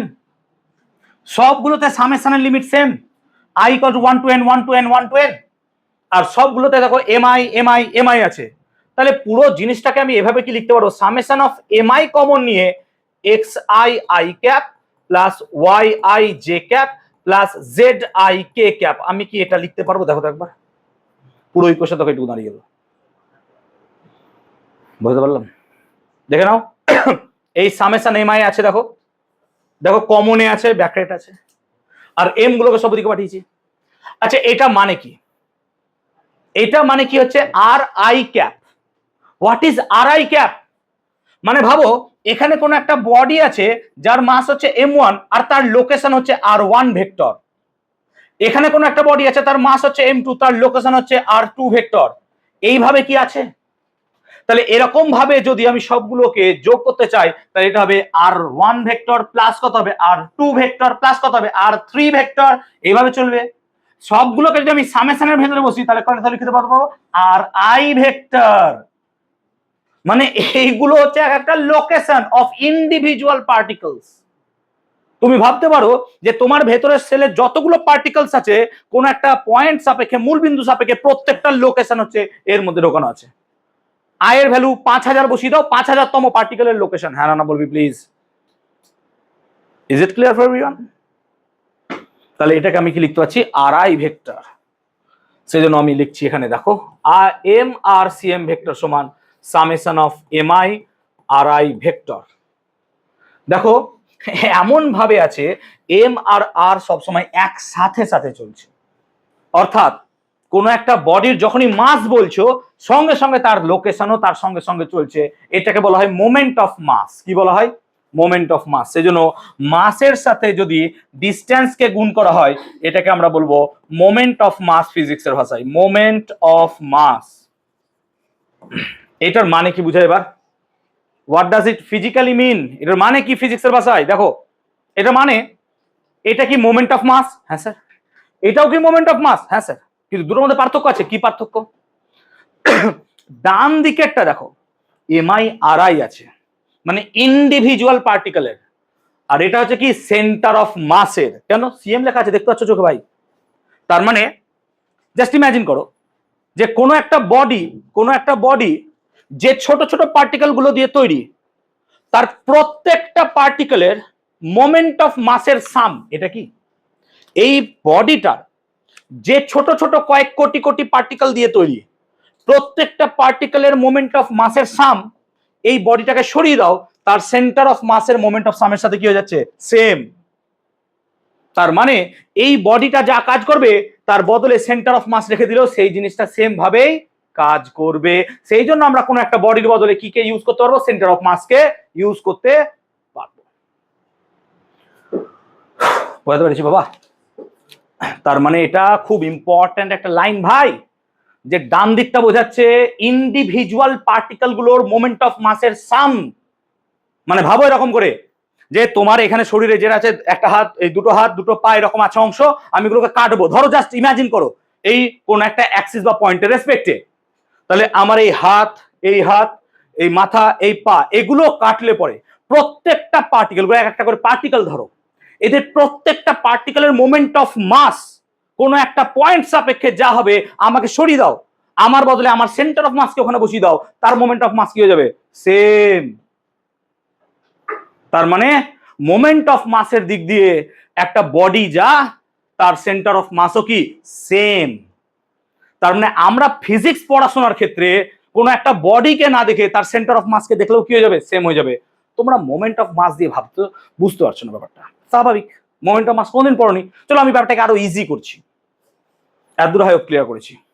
ইকুয়েশনটা নিশ্চয়ই মনে আছে তো। এম আর সি এম সমান summation of M I R I vector. এটা নিয়ে কোনো চাপ নাই, এইটাই আমি লাস্ট করিয়েছি। বলেছি বাবা যার মাথায় ঢুকছে না বাদ দিয়ে দাও, কোনো ব্যাপার নাই। আর যদি ইচ্ছা থাকে শেখো। চলো ডিফারেন্সিয়েট করো। Differentiating with respect to T, to both side. তো derivative now, DDT of M R C M সমান DDT of summation of M I R I vector. চলো ভাবো এম তো কনস্ট্যান্ট, তো এম এর ডেরিভেটিভ তো হবে না, এম কনস্ট্যান্ট বাইরে বেরিয়ে গেল, তাহলে এম বাইরে বেরিয়ে গেল, ডিডিটি অফ কত পড়ে থাকলো বাবা, R C M vector. Clear? এটা সমান again M I constant, mass constant, তো সামেশন অফ এম আই পড়ে থাকলো কি, সামেশন অফ এম আই পড়ে থাকলো কি, DDT of R I vector. R মানে কি position vector, position vector derivative করলে কি পাবি, ভেলোসিটি। হ্যাঁ না বল, ডিডিটি অফ আর কি হয় রে, ভি হয় তাই তো, ডিএক্স ডিটি মানে ভি হয় তো। তো আমরা যেটা দেখি এম ভি সি এম সমান কত হয়ে যাচ্ছে, summation of M I V I হবে। হ্যাঁ না বলবি প্লিজ। দেখ এম ভি মানে কি রে, মোমেন্টাম, এটা কি মোমেন্টাম, ভরবেগ। তার মানে এখান থেকে কি বুঝতে পারছিস, কোন একটা বডি সিস্টেম অফ মাসের, সিস্টেম অফ পার্টিকেলের প্রত্যেকটা ইন্ডিভিজুয়াল পার্টিকেলের মোমেন্টামের সামেশন যা হবে, সেই বডিটার সেন্টার অফ মাসের মোমেন্টাম সেম হবে। তার মানে আমি আমি দৌড়াচ্ছি, আমার মোমেন্টাম আছে, আমার হাত পা যা আছে এগুলো যদি কেটে প্রত্যেকটা ইন্ডিভিজুয়াল করে করে তুমি মোমেন্টাম বার করো, তার সাম করো, এবার আমাকে সরিয়ে যদি আমার বদলে তার সেন্টার অফ মাসকে রেখে দাও, তার মোমেন্টাম কি হয়ে যাবে, সেম। তার মানে অ্যাজ ইফ দেখো মোমেন্টাম কোনো একটা বডির একই থাকছে, সেন্টার অফ মাসেরও যা, পুরো হোল বডিরও সেম। তার মানে আমি নিজে বডি এখানে প্রেজেন্ট না থেকে আমার সেন্টার অফ মাসকে এখানে রেখে দিলেও কোনো যায় আসে না। তাহলে হিউজ হিউজ ক্যালকুলেশনের ক্ষেত্রে আমি সেই পুরো বডিকে না ধরে তার সেন্টার অফ মাসকে ধরে ক্যালকুলেট করতে পারবো। আমি কি ক্লিয়ার করতে পারলাম এবার মোমেন্ট অফ মাস দিয়ে? আর এখান থেকে একটা কথা বোঝা যাচ্ছে, মোমেন্ট অফ মাস কি থাকছে, কনজার্ভ। তার মানে যদি এক্সটার্নাল ফোর্স না থাকে তাহলে কোনো একটা সিস্টেমের মোমেন্ট অফ মাস অলওয়েজ কি থাকবে, কনজার্ভ থাকবে। এইটাও হয়তো বুঝতে পারছো না, আর একবার ডেরিভেটিভ করো, বুঝতে পারছো? আর একবার ডেরিভেটিভ করলে ভি এর বদলে কি পাবা, এ অ্যাক্সিলারেশন। হ্যাঁ না বলো। তাহলে এগেইন ডিফারেন্সিয়েটিং আমরা পাবো এম এ সি এম। হ্যাঁ না বলবি প্লিজ, ডেরিভেটিভ করে দিলাম তো, ভি এর ডেরিভেটিভ বলে কি পাবি, অ্যাক্সিলারেশন তো, এ সমান কি লিখতে পারবি, সামেশন অফ এম আই কি লিখতে পারবি, এ আই ভেক্টর। এইটা কি M A C M, M A C M মানে সেন্টার অফ মাসের ওপর প্রযুক্ত বল, আর এটা কি ইন্ডিভিজুয়াল প্রত্যেকটা পার্টিকেলের উপর প্রযুক্ত বল। তার মানে আমার কাছে ভাবে এরকম একটা বডি আছে, এখানে ছোট ছোট ছোট ছোট অনেক পার্টিকেল আছে, আমি একটা বাইরে থেকে বল প্রয়োগ করেছি, প্রত্যেকটা পার্টিকেলের উপর প্রযুক্ত বলের জন্য যে অ্যাক্সিলারেশন তৈরি হবে, তার যা মাস এর সাথে গুণ করে যে ফোর্সটা পাবি, এই বডিকে সরিয়ে দে, তার বদলে তার সেন্টার অফ মাসকে রাখ, একই অ্যাক্সিলারেশন তৈরি হবে, ফোর্স। তার মানে এই ক্যালকুলেশন দুটো স্লাইড থেকে আমরা স্পষ্ট বুঝতে পারছি যে কোনো একটা জায়গায় একটা বডির বদলে তার সেন্টার অফ মাসকে রাখো, কোনো সমস্যা হবে না, অ্যাজ ইফ দুটো সেম ভাবে কি করবে, বিহেভ করবে। সেই জন্য চেনের অঙ্ক যখন ঝুলছিল টেবিল থেকে, তখন আমরা পুরো চেনকে ক্যালকুলেট করিনি, আমরা তার সেন্টার অফ মাস ক্যালকুলেট করে করেছিলাম, এবং এক্স্যাক্টলি সেম ভাবে উত্তর মিলে গেছে। আমি কি ক্লিয়ার করতে পেরেছি এবার? তাহলে সেন্টার অফ মাসের গুরুত্বটা কোথায় আমি কি বোঝাতে পেরেছি সবাইকে ভাই? এটা very very important thing, center of mass তোমাকে জানতে হবে, নাহলে কিন্তু খুব মুশকিল। বুঝতে পেরেছি সবাইকে আমি সেন্টার অফ মাস? কোনো সমস্যা বলবে আমাকে প্লিজ, এনি ডাউট? এবার স্যার এত বড় বড় ক্যালকুলেশন, আপনি এগুলো একটাও আসবে না, এগুলো একটা আসবে না, এটা তো বোঝানোর জন্য যে জিনিসটা কি, change of position of passenger on a boat. আমরা বললাম বাইরে থেকে যদি বল প্রয়োগ না করা হয়, তাহলে কোনো একটা বডির সেন্টার অফ মাস কি থাকবে, আনচেঞ্জড, তার মোমেন্টাম কি থাকবে ভাই, কনজার্ভ, মানে কোনো চেঞ্জ হবে না। বুঝতে পারলি ব্যাপারটা? তো চেঞ্জ হবে, হবে না তো। তো ভাব যে এরকমই একটা নৌকা কোনো এক জায়গায় আছে, আর ধর আমি কথা মানে বলছি যে কনসিডার কর যে এই জায়গাটায় কোনো একটা ভারী ব্লক রাখা আছে, তাহলে বলতো সেন্টার অফ মাস কি মিডিলে থাকবে, না স্যার এইদিকে শিফট করে যাবে। হ্যাঁ না বলবি প্লিজ? তো কনসিডার কর যে সেন্টার অফ মাস এখানে শিফট করে গেছে, আর দুটো সিচুয়েশন কথা ভাবছি, এটা হচ্ছে সিচুয়েশন 1 আর এটা হচ্ছে situation 2। This is situation 1 and situation 2। চলো কনসিডার কর। আচ্ছা আমি এখানে বাইরে থেকে কোনো ফোর্স দিচ্ছি না, তাহলে সেন্টার অফ মাসের লোকেশন আমার সেম থাকবে এখানেও এখানেও, অর্থাৎ সেন্টার অফ মাস নিয়ে আমার কোনো চাপ হওয়া উচিত নয়, সেন্টার অফ মাস আমার সেম থাকবে ভাই। এবার কনসিডার কর যে এই ব্লকের বদলে তুই আছিস, এই ব্লকের বদলে তুই আছিস, আর তুই কি করছিস, এই দিক থেকে এইদিকে হাঁটছিস। সিচুয়েশনটা ভাব, তার মানে তুই যখন এই দিক থেকে এইদিকে হাঁটছিস, তাহলে সেন্টার অফ মাসও হিসাব মতো তোর মতো শিফট করছে। তাহলে sir center of mass shift করলে কি, পরের বার নৌকা আঁকবো, সেন্টার অফ মাস এখানে শিফট করে দেবো, তাহলে হিসাব মতো বাইরে থেকে বল প্রয়োগ না হলে সেন্টার অফ মাস শিফট হবে না। শিফট হলো কি করে? তুমি কি বাইরে থেকে বল প্রয়োগ করেছো? তাহলে সেন্টার অফ মাস কোথায় ছিল? এখানে। এখানে কি হলো, গেল কি করে? তাহলে এটা ভুল। আমি ভুল বোঝানোর চেষ্টা করছি। ক্লিয়ার হয়েছে ব্যাপারটা? ভুলটা কোথায় ভাবো, এটা ভুল। সেন্টার অফ মাস এখানেই থাকবে, তাহলে হবেটা কি স্যার? দেখো সেন্টার অফ মাস ভাবো এইখানেই থাকবে, আমার ব্লকটা এইদিকে চলে গেছে, তাহলে অ্যাজ ইফ এই সেন্টার অফ মাসটা যখন এইখানে শিফট করবে, তখন আমার নৌকাটা অ্যাজ ইফ এইরকম আঁকতে হবে না? হ্যাঁ না বলবে প্লিজ, একটু দেখো তো একবার, বুঝাতে পারছি ব্যাপারটা? তো দেখো তো, তুমি যদি এখানে দাঁড়িয়ে থেকে এই দিকে হাঁটো, দেখো অ্যাজ ইফ নৌকা কোন দিকে চলে যাচ্ছে? এইদিকে। মানে একটা নৌকা যদি থাকে, ভাবো একটা নৌকা আছে, নৌকাতে কি করছি, আমি সামনের দিকে হাঁটছি, নৌকা অটোমেটিকলি কোন দিকে চলে যাবে? পেছনে চলে যাবে। চলো এটাকে কি নিউটনের ক্রিয়া প্রতিক্রিয়া দিয়ে ভাবতে পারবি যে আমি নৌকার উপর ক্রিয়া করছি, নৌকা পিছনে চলে যাচ্ছে, আর নৌকা প্রতিক্রিয়া দিচ্ছে, আমি সামনে হাঁটছি, এক্স্যাক্টলি সেম। তাই তো মেনটেন হলো। আর যদি আগেরটা করে দিতাম, তাহলে নিউটনও ভুল হয়ে যেত, তুই ভুল, সব ভুল করছিস। আমি কি ক্লিয়ার করাতে পেরেছি?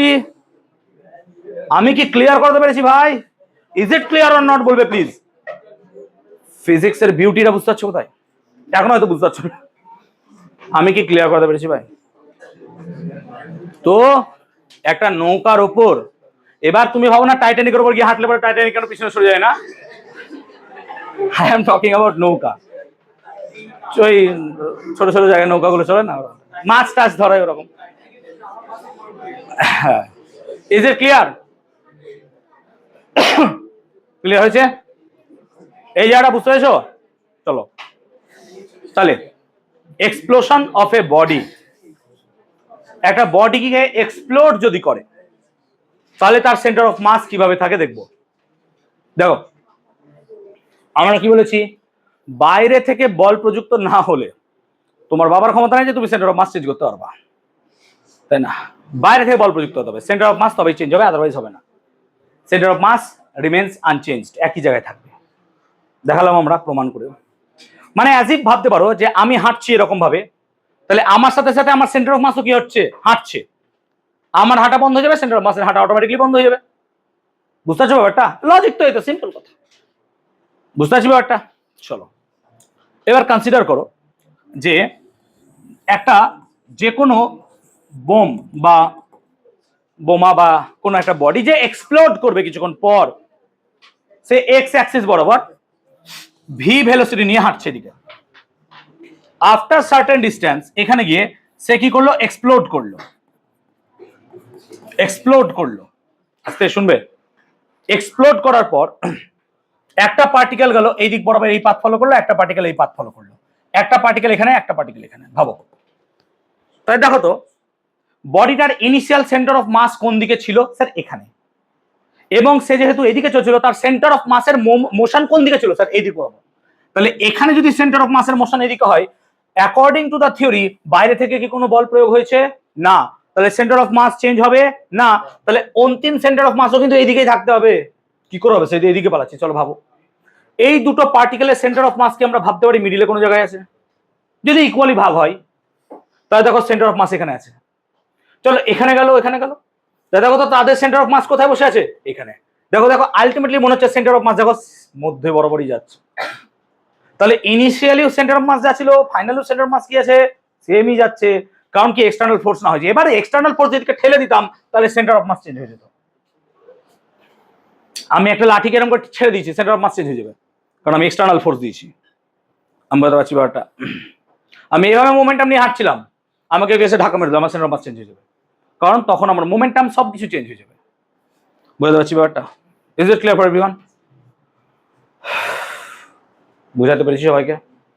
তাহলে এক্সপ্লোশন অফ এ বডি আর নৌকার হাঁটাটা আই হোপ সব থেকে ভালো বুঝতে পেরেছো যে কি করে ঘটবে। আমি তার ভুলটাও বুঝিয়ে দিলাম, যে ছোটবেলায় আমিও 11-এ যেটা ভুল বুঝতাম তোমাদেরকে বুঝিয়ে দিলাম যে এটা ভুল, এটা ঠিক নয়, এটা অ্যাকচুয়ালি ঠিক হওয়া উচিত। ঠিক আছে,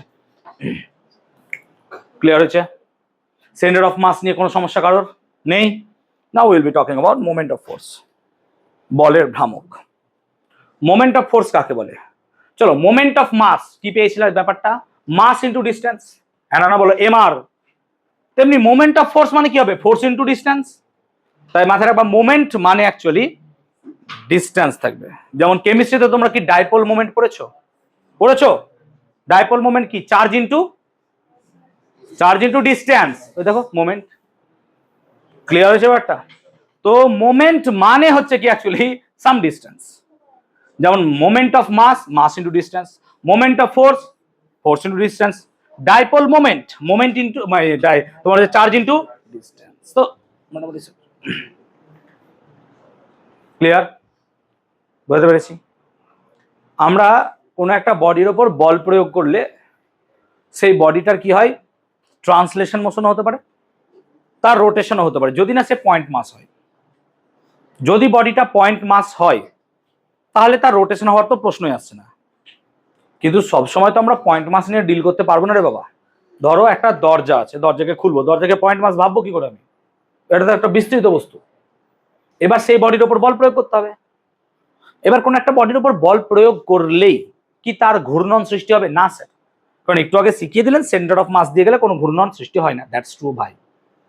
কিন্তু আমার বক্তব্য হচ্ছে সেন্টার অফ মাস দিয়ে না পাঠালেও আমি যে কোনো জায়গায় বল প্রয়োগ করলেই কি ঘূর্ণন সৃষ্টি হবে? চলো ভাবি একটু। ভাবো যেখানে দরজা আছে সেই দরজা একটা জায়গায় আটকানো থাকে, তাকে আমরা বলি কবজা। কবজা বলে তো, না কি বলে ওটাকে? কবজায় বলে। অ্যাক্সেল, AXLE বলে কবজা। এবার কবজা থেকে যত দূরে যাবা, যেখানে হাতল থাকে, সেখানে দেখবে একটা আঙুল বা দুটো আঙুল দিয়ে ঠেললে দরজা অটোমেটিক্যালি বন্ধ হয়ে যেতে পারে, খুলতেও পারবা। আমার বক্তব্য হচ্ছে আমি যদি আস্তে আস্তে কবজার দিকে শিফট করি, ধরো একদম ধারে ছিলাম তখন বল প্রয়োগ করছি, ইজিলি চলে যাচ্ছে দু আঙুল দিয়ে। আমি একটু সরে গেলাম, দেখবো একটু কষ্ট হচ্ছে। সরতে সরতে যদি আমি একদম কবজার কাছাকাছি চলে আসি, তোমার সাধ্য নাই যে তুমি এক আঙুল বা দু আঙুল দিয়ে দরজাকে ঠেলে বন্ধ করবা, তোমাকে হাত দিয়ে ঠেলতে হবে। আর এক্স্যাক্টলি যদি কবজার কাছে একদম গিয়ে বল প্রয়োগ করো, তুমি সারাদিন ঠেললেও দরজা বন্ধ করতে পারবে না। তার মানে কোনো একটা বডির রোটেশন ডিপেন্ড করছে শুধুমাত্র not applying force, but where the force is actually applied. Force কোথায় অ্যাপ্লাই করছো তার উপর। এখান থেকেই মোমেন্ট অফ ফোর্সের ধারণা এলো। একটা বডিকে রোটেট করাতে গেলে আমার যা দরকার সেটা হচ্ছে মোমেন্ট অফ ফোর্স। একটা বডিকে রোটেট করাতে গেলে যা দরকার সেটা হচ্ছে মোমেন্ট অফ ফোর্স। আমরা একটা সহজ উদাহরণ দিয়ে দেখতে পারি ব্যাপারটা। ছোটবেলায়, এখন আর নাই, টিউবওয়েল গ্রামে খুব ছিল, টেপা কল যেটাকে বলে, হাত দিয়ে এরকম করলে জল টিপলে জল বেরোতো। তো এরকমই একটা কলের কথা, আমি তো ভালোভাবে আঁকতে পারবো না, বুঝতে পারছো,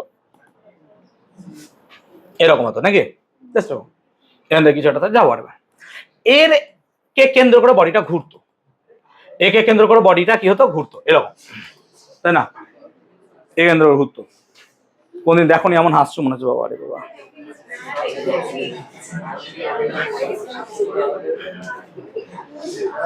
এবার ঠিক আছে, ওকে। তোদের মানসিকতা এত নোংরা হয়ে গেছে না, চল ইনস্টাগ্রাম দেখা বন্ধ কর তোরা। তো আমরা দেখবে যদি এই ধারে বল প্রয়োগ করি, তাহলে এখান দিয়ে সব থেকে সহজে এই কলের হাতলটাকে ঘোরানো যায়। লাইক তুমি এক হাতের আমাকে দাঁড়িয়ে আমাকে টিপতে পারবা যে ঠিক আছে লে জল। কারণ বন্ধুরা আমরা যখন ছোটবেলায় ফুটবল খেলতাম তখন যখন টাইম কল ছিল না, টেপা কল ছিল, স্কুলের মাঠ ছিল, স্কুলের মাঠে খেলার পর কি হতো, প্রচুর জল পিপাসা পেতো, তাহলে কি হতো, জলকে আমরা এরকম হাতে এরকম ধরে রাখতাম, অনেক জল থাকতো, দিয়ে খেতাম। কলের জলের টেস্টই আলাদা, ওই জল তো আর পাওয়া যায় না এখন। খুব সুন্দর খেতে, মানে ওর মধ্যে একটা আলাদা রকমের গন্ধ থাকতো। আর্সেনিক হতে পারে, জানি না, আসলে লোহার পাইপ তো, লোহার একটা গন্ধ থাকতো। যাও তাকাও, একটা পাইপের একটা জলে একবার আপু এসেছিল সুন্দর, ওতে কে বিষ মিশিয়ে দিয়েছে, তারপর তো ওই জল থেকে আর কেউ খেতাম না। আজকে ডিসকভার করলে আজকে তো খেতে দিতাম, কোনো ব্যাপার না, কারণ আজকে বুঝে গেছি ওরকম ভাবে কাজ করতো না। আমার মনে হতো ছোটবেলায় যে নলকূপ কিভাবে কাজ করে, জাস্ট বোকা বোকা ভাববে হয়তো এখন আমাকে, যে আমার মনে হতো যে নিচে এরকম কি আছে বলতো, যে এরকম মাটি আছে, তার নিচে প্রচুর জল আছে, প্রচুর জল, যে আমরা নলটাকে জলে ভরছি স্ট্র এর মতো, কমপ্লিটলি রং থিং, এটা আমি ভাবতাম। এবার আমার কি মনে হতো যে এখানে কেউ বিষ মিশিয়ে দিয়ে পুরোটা বিষ হয়ে গেছে, আর খাওয়া যাবে না। আমি জানি না তোমরা এটা ভাবতো কিনা, আমি এটা ভাবতাম, বাট নট দিস লাইক, জল এইভাবে থাকেই না, এখানে একটা চেম্বার মতো সৃষ্টি হয়। এবার ক্যাপিলারি ওয়াটার তোমরা জানো কিনা আমি জানি না, কৈশিক জল, এই ক্যাপিলারি ওয়াটার গুলো এখানে এসে এসে ফিল হয়, আর এই পাইপের সাহায্যে ক্যাপিলারি ওয়াটার গুলো পায়। এখানে পুরো জলের সমুদ্র ওরকম নাই, কোনো জায়গায় থাকতে পারে বাট এরকম হয় না ন্যাচারালি। যাও, তোমরা ভাবনি ভাই তোমাদের ব্রেন কত ডেভেলপড, ভাবো আমরা বোকা ছিলাম কত, তোমরা এগুলো ভাবতেই না। তোমরা ভাববে কি করে, ইনস্টাগ্রাম দেখা থেকে সময় পাও না তো ভাববা কি করে, আমাদের তখন তো ছিল না, আমরা ভাবতাম। যাও ঠিক স্যার, না স্যার যাও, দুনিয়া দেখো, ইনস্টাগ্রামের বাইরে অনেক দুনিয়া আছে। হ্যাঁ, তোমার খালি স্ক্রোল করতে করতে সারাদিন চলে যাচ্ছে। হ্যালো নন্দিতা, দেখো বক্তব্য হচ্ছে, তাহলে আমরা যদি এখানে হালকা বল প্রয়োগ করি তাহলে ইজিলি কলের এই হাতলটাকে ঘোরাতে পারবো, বাট তুমি যদি এইখানটাতে বল প্রয়োগ করো প্রচুর বেশি মাপের, কোনো রকম ঘোরাতে পারবে না, খুব রেয়ার অফ দ্য রেয়ার। আর এখানে বল প্রয়োগ করলে মোটামুটি একটু বেশি বল প্রয়োগ করতে হবে। তাহলে দেখো দেখো যেখানে ঘূর্ণন অক্ষ আছে, অ্যাক্সিস অফ রোটেশন, সেখান থেকে আমি যত দূরে যাচ্ছি তত বেশি আমার কি হচ্ছে, মোমেন্ট অফ ফোর্স জেনারেট হচ্ছে, যাকে ঘোরাতে সহযোগিতা করছে। সেই জন্য মোমেন্ট অফ ফোর্স মানে হচ্ছে, আমরা একে জি দিয়ে লিখবো, ফোর্স ইন্টু আর এরকম চিহ্ন দিয়ে দিলাম পারপেন্ডিকুলার। পারপেন্ডিকুলার মানে এটা মানে বুঝো, এটা মানে বুঝো। দেখো বলটা কি এখানে কাজ হচ্ছে, বলটা এখানে কাজ হচ্ছে, this is F, this is F, এইভাবে বল কাজ হচ্ছে, আর এটা হচ্ছে অ্যাক্সিস। তাহলে এই বলের ক্রিয়া রেখা, এটাকে বলা হয় লাইন অফ অ্যাকশন। বলের ক্রিয়া রেখা, লাইন অফ অ্যাকশন। এই লাইন অফ অ্যাকশনের সাথে এর পারপেন্ডিকুলার ডিসটেন্স লাগবে, এইটা হচ্ছে সেই আর পারপেন্ডিকুলার। তো ভাবো এইটা যদি ও হয়, এই পয়েন্টটা যদি এম হয়, তাহলে আমরা জি সমান কত লিখবো, এফ ইন্টু ও এম। এটা যদি এন হয় তাহলে আমরা জি টু সমান কত লিখবো, F into O N. Case দেখো দুটোতেই সেম বল প্রয়োগ করছো, কিন্তু দেখো ও এম বড় বলে জি ওয়ান গ্রেটার দেন কি হয়ে যাবে, জি টু। মানে জি ওয়ানের জায়গায় মোমেন্টামটা বা মোমেন্ট কি হয়ে যাচ্ছে, বেশি মোমেন্ট বেশি হয়ে যাচ্ছে বলে এটাকে ঘোরাতে কি হচ্ছে, সহজ হচ্ছে। সেই জন্য কবজা থেকে যত দূরে তুমি যাবা দরজা খুলতে তত সহজ হবে। সেই জন্য কবজা থেকে দূরে হাতল লাগানো হয়, এমন হয় না যে কবজার কাছে হাতল লাগিয়ে দিলাম, সেই মিস্ত্রিকে টাকা দেবা না, কারণ কি সে ফিজিক্স জানে না অ্যাকচুয়ালি, তাকে দূরে বসাতে হবে। ক্লিয়ার হয়ে যাওয়াটা বুঝাতে পেরেছি? তাহলে moment of force, force into perpendicular distance from the line of action force and Axis of rotation, যেখান থেকে বডি ঘুরছে। তাহলে এর ইউনিট কি হবে, বল, বলের ইউনিট তো হয় ডাইন, আর এটা সেমি, ডাইন সেমি। তাহলে ইউনিট গুলো হবে সিজিএস ইউনিট, সিজিএস ইউনিট হবে ডাইন সেমি, আর এসআই ইউনিট কি হবে, নিউটন মিটার, এবং তার ডাইমেনশন কত হবে, ml স্কয়ার টি মাইনাস টু। এবার শোনো স্যার, নিউটন ইন্টু মিটার মানে তো জুল, ওয়ার্ক এনার্জি পরে বসিয়ে দিচ্ছি, তাহলে কি জুল লিখবো না, মোমেন্ট অফ ফোর্সের ইউনিট নিউটন মিটারই লিখতে হবে, মোমেন্ট অফ ফোর্সের ইউনিট নিউটন মিটারই লিখতে হবে। এটা হচ্ছে টর্কের ইউনিট। তোরা দু চাকা কিনতে গেলে দেখবি বলে টর্ক, নিউটন মিটার ইউনিটে মাপে, দু চাকা মাপার জন্য টর্ক ব্যবহার করা হয়। টর্ক একটা রাশি, যে গাড়ির টর্ক যত বেশি সে তত বেশি অ্যাক্সেলারেট হতে পারবে, তাই তো? এই তো সেই টর্ক নিউটন মিটার ইউনিটে থাকে। যাও, তাহলে মোমেন্ট অফ ফোর্স কি, এটা একটা রাশি, ফিজিক্যাল কোয়ান্টিটি, যা কোনো একটা বডির মধ্যে ঘূর্ণন প্রবণতার সৃষ্টি করে, বডিকে ঘোরায়। মোমেন্ট অফ ফোর্স যত বেশি হবে বডিকে ঘোরাতে তত সহজ হবে, মোমেন্ট অফ ফোর্স যত কম হবে বডিকে ঘোরাতে পারবে না তত কম হবে। ক্লিয়ার হয়েছে ব্যাপারটা? আমি একটা এক্সাম্পল দিচ্ছি। তো কনসিডার করো এরকম একটা বডি আছে, একটা ফোর্স এদিকে কাজ করছে, একটা ফোর্স এদিকে কাজ করছে, বডিকে এখান থেকে ঘোরাবো, এই অ্যাক্সিসের রেসপেক্টে বডি ঘুরবে, আর একটা ফোর্সকে ধরো এখানে কাজ করাচ্ছি। চলো, তিনটে ফোর্সই সেম, তিনটে ফোর্সই হচ্ছে কি সেম, তাই না? সায়ন দাস দাঁড়া দাঁড়া, কোথায় বলতো মোমেন্ট অফ ফোর্স সব থেকে কম হবে? এই ওকে বলতে দে, এখানটা দে, এটা দে, মিডিলে কেন?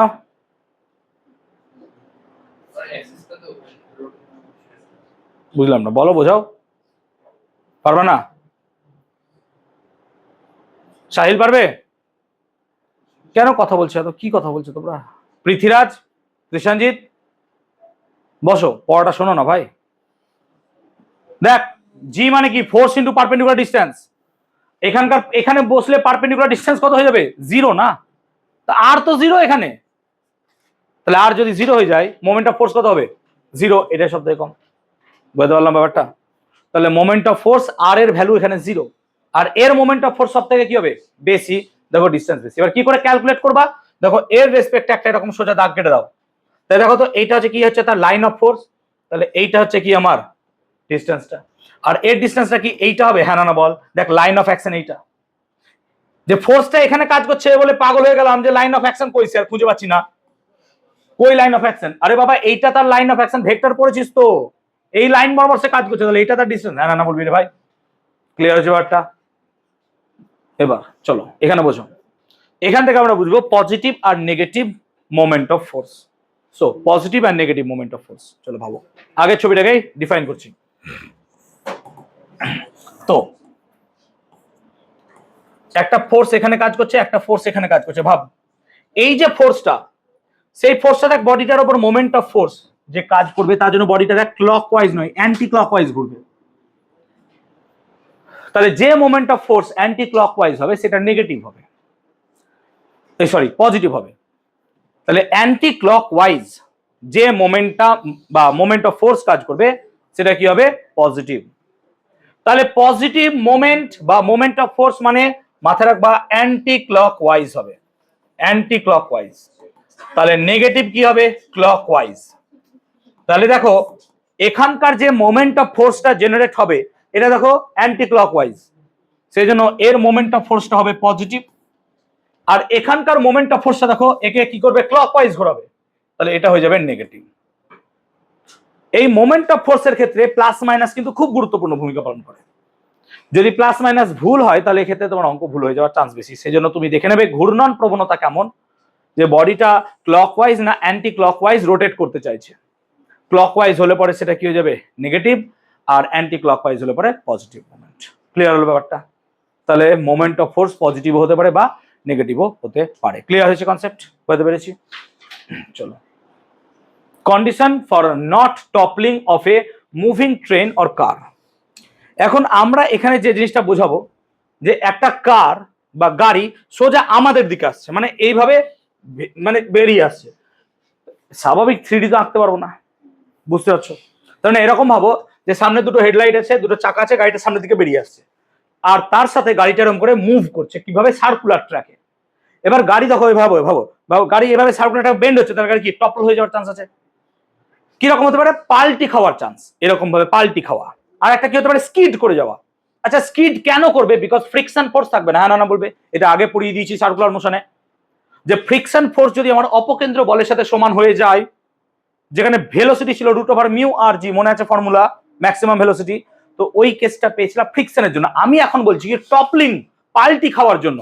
আচ্ছা পাল্টি কখন খাই ভাবো তো একবার জাস্ট, যে আমি এখানে বসে আছি, আমি পাল্টি খাচ্ছি, মানে কি আমার এখান থেকে কেউ একটা ফোর্স দিল আর এই নিচ থেকে একটা ফোর্স দিল, তাহলে কি আমি এরকম ঘুরে যাবো? হ্যাঁ না বলো? এখানেও যদি গাড়ির ক্ষেত্রে সেম হয়, যে একটা গাড়ি এরকম ভাবে যাচ্ছে, তাহলে ওপরের দিকে একটা ফোর্স কি কাজ করছে? তার mv²/r। তাহলে এই ফোর্সটা যদি বেশি হয় তাহলে কি হবে? গাড়িটা এরকম করে পাল্টি খেয়ে যেতে পারে। বুঝতে পারছি ব্যাপারটা? তাহলে এটা কি একটা ঘূর্ণন প্রবণতা সৃষ্টি হচ্ছে? হ্যাঁ স্যার, গাড়িটা পাল্টি খেয়ে যাওয়া মানে ঘূর্ণন প্রবণতা সৃষ্টি হওয়া। তার মানে এখানে সামহাউ মোমেন্ট অফ ফোর্স সৃষ্টি হচ্ছে, আমরা সেটাকে ডিটেক্ট করার চেষ্টা করছি। ক্লিয়ার হয়েছে ব্যাপারটা? তোমরা বইয়ে আরো ভালো ছবি পেয়ে যেতে পারো। ক্লিয়ার হয়েছে কনসেপ্টটা? তো কনসিডার করছি এরকম ভাবে যে একটা সার্কুলার ট্র্যাক বরাবর একটা গাড়ি আসছে, মানে বুঝতে পারছো গাড়িটা এরকম ভাবে আসছে আমাদের দিকে। তো আমি যেহেতু 3D আঁকতে পারবো না, সেই জন্য আমরা ভাবছি যে এরকম ভাবে এরকম কিছু আছে, সামনের দিকে আসছে। একটু বড় করে আঁকি তাহলে সুবিধা হবে। প্লিজ ভাই ফিজিক্স বোঝার চেষ্টা কর তোরা, বেশি কিছু আঁকবই না তোরা, বেশি বকছিস। এটা গাড়ির হেডলাইট, এটা গাড়ির চাকা, চল ওই সামনের দিক দিয়ে আসছে। আমি আঁকতে পারি না, আমি কি করবো? আঁকতে পারবি? ঠিক আছে, কেউ আঁকতে পারলে এঁকে দাও, এসো আরো বোঝাবো ভালো করে। পারবা পারবা পারবা না? তাহলে দাঁত কেলিও না, চলো দেখো। তাহলে এটাকে মেনে নাও যে একটা গাড়ি সোজা এইভাবে আসছে। এই শোন টাকা, এবার হয়েছে, চুপ কর। এবার এই গাড়ির ক্ষেত্রে এই চাকাটা আর এই চাকাটা, দুটো চাকা আছে, যে চাকা দুটো নর্মাল রিয়াকশন ওপরের দিকে ঠেলছে, ঠিক তো? তো কনসিডার করো, প্লিজ শুনবে, যে এই গাড়িটার জন্য চাকাটা ওপরের দিকে নর্মাল রিয়াকশন, এর জন্য ওপরের দিকে নর্মাল রিয়াকশন, R1 আর R2 ঠেলে দিচ্ছে, ক্লিয়ার?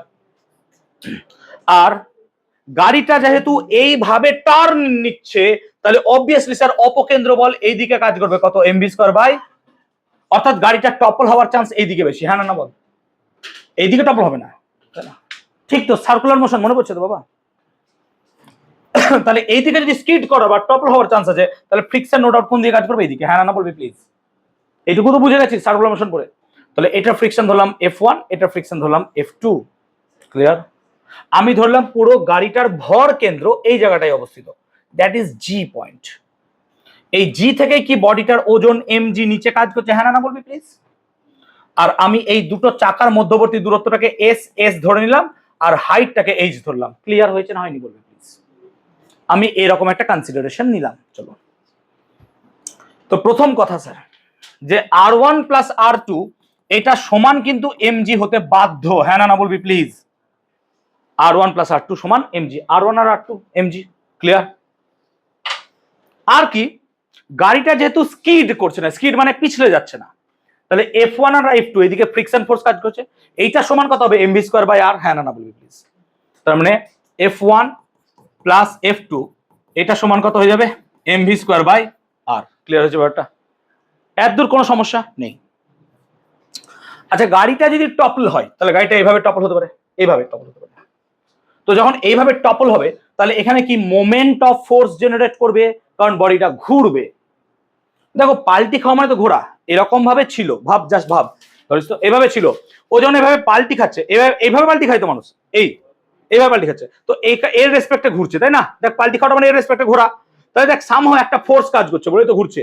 তাহলে এখন বডিটা কি হচ্ছে, এই পয়েন্টের রেসপেক্টে ঘুরছে বডিটা, এইভাবে বা এইভাবেও হতে পারে, আমি জানি না তো, ঠিক?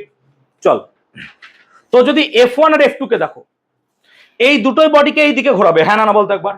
দেখ, F1 F2 এই দিকে কাজ করছে, তাহলে বডিটার রোটেশন কি সে এই দিক বরাবর করাবে, অ্যান্টি ক্লকওয়াইজ, হ্যাঁ না বল? সেজন্য F1 আর F2 দুটোই বডিটার মধ্যে অ্যান্টি ক্লকওয়াইজ রোটেশন সৃষ্টি করাতে পারে। করাবে কি করাবে না সেটা তার নিজের ব্যাপার। According to my point of view, yes, এটা করতে পারে। তাহলে F1 আর F2 দুটোরই কি মোমেন্ট অফ ফোর্স জেনারেট করা যেতে পারে? হ্যাঁ স্যার। বলো, মোমেন্ট অফ ফোর্সের ফর্মুলা কি ছিল? Force into perpendicular distance. Force কোন দিকে কাজ করছে স্যার? এইদিকে F1 কাজ করছে, পারপেন্ডিকুলার ডিস্টেন্স কোনটা হবে? এইটা নাকি রে? h, হ্যাঁ না বলবি প্লিজ? এইটাই শিখিয়েছি, হ্যাঁ না বলবি রে? F1 h, আর F2 এর দূরত্ব কত? h। তাহলে আমরা কি লিখতে পারবো, যে F1 into h plus F2 into h, এটা হচ্ছে ফ্রিকশনের জন্য মোমেন্ট অফ ফোর্স। প্লাস কেন লিখলাম? সবগুলো কি হচ্ছে অ্যান্টি ক্লকওয়াইজ, হ্যাঁ না বলবি? কে বুঝিসনি বলবি? কে বুঝিসনি বলবি? হয়েছে এর দূর? হয়েছে। এবার বল, R1 আর R2 এর জন্য কি হবে, হ্যাঁ না বলবি প্লিজ? তাহলে বল, তাহলে দেখ, R1 এইদিকে কাজ করছে, R2 এদিকে কাজ করছে, তাহলে R1 কি ওকে এইদিকে ঘোরানোর চেষ্টা করবে? তাহলে R1 দেখ ওকে ক্লকওয়াইজ ঘোরানোর চেষ্টা করবে, তাহলে R1 এর জন্য নেগেটিভ হবে, হ্যাঁ না বলবি? আর R1 এদিকে কাজ করছে, ডিসটেন্সটা s হবে, হ্যাঁ না বল? দেখ, R1 এদিকে কাজ করছে, s, এইটা পারপেন্ডিকুলার ডিসটেন্স, তাহলে লিখবো মাইনাস R1s প্লাস কত লিখবো? R2s। আর টোটাল মোমেন্ট যদি 0 হয়, তাহলে বডির কোনো ঘূর্ণন হবে না, অর্থাৎ বডি পাল্টি খাবে না। অর্থাৎ এইখানে এই বিন্দু সাপেক্ষে টোটাল মোমেন্ট অফ ফোর্স যদি কত হয়ে যায় আমার? 0, তবেই তো বডি ঘুরবে না। ঘোরার জন্য দায়ী কে? Moment of force. Moment of force 0, তাহলে বডি ঘুরবে না। বডি যদি না ঘোরে, তাহলে সেটা পাল্টিও খাবে না, টপলিংই হবে না। আমি কি ক্লিয়ার? আমি তো সেটাই বার করতে চাইছি, যে টপলিং করবে না তার শর্ত কি। তো আমরা এখান থেকে দেখতে পাচ্ছি কি না, তো F1h প্লাস F2h। চলো এখান থেকে দেখো, আমরা লিখতে পাচ্ছি কি, যে F1 প্লাস F2h সমান কত হয়ে যাচ্ছে? তাই উল্টো করে দেয়, যে R2 মাইনাস R1s সমান কত? R2 মাইনাস R1s সমান না, তো হয়ে যাচ্ছে দেখ minus F1 plus F2 of H, হ্যাঁ না বলবি? ঠিক আছে তো, মাইনাস কমন নিয়ে নিলাম। আচ্ছা F1 প্লাস F2 মানে কি এমভি স্কয়ার বাই আর? তাই দেখ তো একবার দেখ, R1 মাইনাস R2 সমান কি MV square by R S H, এটা লেখা যায়। মাইনাস ফাইনাস কমন টমন নিয়ে দেখতে একবার, ক্লিয়ার হয়েছে ব্যাপারটা? তাহলে R1 প্লাস R2 সমান এমজি, আর R1 মাইনাস R2 সমান MV square H by R S. এখান থেকে R1 আর R2 ভ্যালু বার করো, দেখো R2 R2 যোগ করলেই কেটে যাচ্ছে নাকি? তাহলে সামহাউ R1 সমান আমি লিখতে পারবো, দেখো m/2 কমন নিয়ে নিলাম, g প্লাস কত হয়ে যাচ্ছে V square H by R S, আর R2 সমান কত আসবে m/2 g minus V square H by R S. তার মানে R1 আর R2 পেলাম। কি লাভ এগুলো পেয়ে? দেখ কি লাভ বল। R1 মানে এই গাড়ির চাকাটার মাটির ওপর যে পরিমাণ লম্ব প্রতিক্রিয়া দিচ্ছে বা ওজন, আর R2 এটা। এবার বল গাড়িটা পাল্টি কোন দিকে খাবে? স্যার এই দিকেই খাবে। তাহলে R1 এর ভ্যালু কি কোনোদিন জিরো হতে পারে না স্যার। পাল্টি খেলে এইটা দেখ মাটি থেকে ছেড়ে যেতে পারে, অর্থাৎ এই চাকাটা যখন মাটি থেকে ছেড়ে যাবে তখন এই জায়গাটায় নর্মাল রিয়াকশন কত হবে বলতো? জিরো। বাট এখানকার নর্মাল রিয়াকশন কখনো জিরো হবে। আমি কি ক্লিয়ার করতে পেরেছি? সেই জন্য এই দুটো ইকুয়েশনের মধ্যে অনলি পসিবিলিটি আছে যে R2 কি হতে পারে আমার? জিরো। তো R2 কেই যদি জিরো করে দিই, R2 কে যদি জিরো করে দিই মানে কি গাড়ি টপল খাবে? তাহলে R2 কে জিরো করে দেখো যে কি কন্ডিশনে গাড়ি টপল হচ্ছে, সেই কন্ডিশনকে চালাবো না, হ্যাঁ না বলবি, তাহলে গাড়ি পাল্টি খাবে না। আরে ঘুরিয়ে কান ধর, যে আগে ভাব যে গাড়ি পাল্টি খাবে, R2 কে জিরো কর। তো R2 কে যদি জিরো করে দিই তাহলে ইজিলি দেখছি কি হবে, জি সমান কত হয়ে যাবে V square H by R S. তাহলে ভি সমান কত হয়ে যাবে root over S R G by H. তার মানে ভি এর ভ্যালু এরকম কিছু হলে পরে সেক্ষেত্রে R2 ভ্যালু জিরো হবে, তাহলে ভি এর ভ্যালু এর থেকে কি হতে হবে? কম হতে হবে, তাহলে গাড়ি সুন্দর চলবে, হ্যাঁ না বলবি? এবার দেখ একটা সুন্দর রিলেশন পাওয়া গেছে ভাই। এইচ মানে মাটি থেকে ভর কেন্দ্রের উচ্চতা, আর ভি মানে ভেলোসিটি। দেখ মাটি থেকে ভর কেন্দ্রের উচ্চতা যত বেশি হবে ভেলোসিটি তত কম হবে, আর মাটি থেকে ভর কেন্দ্রের উচ্চতা যত কম হবে ভেলোসিটি তত বেশি হবে। মানে তুমি একটা গাড়িকে তত বেশি স্পিডে চালাতে পারবা যে গাড়ির ভর কেন্দ্র নিচে অবস্থিত হবে। সেই জন্য ল্যাম্বরগিনি, ফেরারি, বুগাটি গাড়িগুলো কি হয় একদম মাটির সাথে টাচ করে চলে, কারণ তাদের ভর কেন্দ্র কোথায় থাকে? নিচে। ভর কেন্দ্র নিচে আছে মানে গাড়ি পাল্টি খাওয়ার চান্স কি খুব কম। সেই জন্য সেই সমস্ত গাড়ির ভর কেন্দ্র নিচে থাকে, তারা সহজে পাল্টি খাবে না, তাদেরকে বেশি ভেলোসিটি দিয়ে চালানো যেতে পারে। বা যে সমস্ত গাড়ি ওপরে ভর কেন্দ্র আছে যেমন টাটা সুমো হতে পারে, বলুন তাদের পাল্টি খাওয়ার চান্স সব থেকে বেশি, কারণ এসইউভি গুলোর হাইট বেশি হয়। আমি কি ক্লিয়ার করতে পেরেছি? গ্রাউন্ড ক্লিয়ারেন্স যত বেশি হবে তত এক্ষেত্রে প্রবলেম হবে। একটা সহজ জিনিস বোঝাতে গিয়ে কি করতে হচ্ছে আমাদেরকে, সিম্পল বলে দিলেই হতো। আমি কি ক্লিয়ার করতে পেরেছি? So condition for not toppling clear, বোঝাতে পেরেছি সবাইকে? Is it clear? বোঝাতে পেরেছি? আমরা থিওরি ক্লাসটা এত দূরই রাখবো, এবার আমরা 10টা অঙ্ক করবো, দিয়ে ছাড়বো আজকে। চলো ফার্স্ট কোশ্চেন নিয়ে আলোচনা করবো। কুন্তল চন্দ্র ফার্স্ট কোশ্চেন আমাকে বলবে এটা কি হচ্ছে, প্লিজ কথা নয় ভাই। চলো, এত বকেছি আজকে, আমি গলা ব্যথা হয়ে গেছে আজ খুব চিৎকার করে ফেলেছি আমি আউট অফ ইমোশন গিয়ে। চলো এক একটা বলো দেখি, এক এক করে সবাইকে জিজ্ঞেস করি যা পড়লাম তার মধ্যে থেকে আসছে কিনা। Is the fantastic question and very easy question, West Bengal joint 2017 question. আমি চিৎকার করে মরে গেছি এই থিওরি বোঝাতে গিয়ে, জানি শোনোনি, বাট ঠিক আছে দেখো।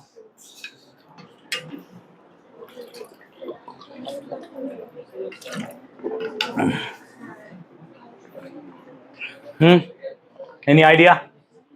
পারবে না? শুভম দাস পারবে? দেখতেই পাচ্ছ না, very good. Shubhajit Ghosh any idea? এত হবে কেন সেটা বল আস্তে। Very good. ইনিশিয়ালি বডি দুটো কি ছিল? স্থির ছিল।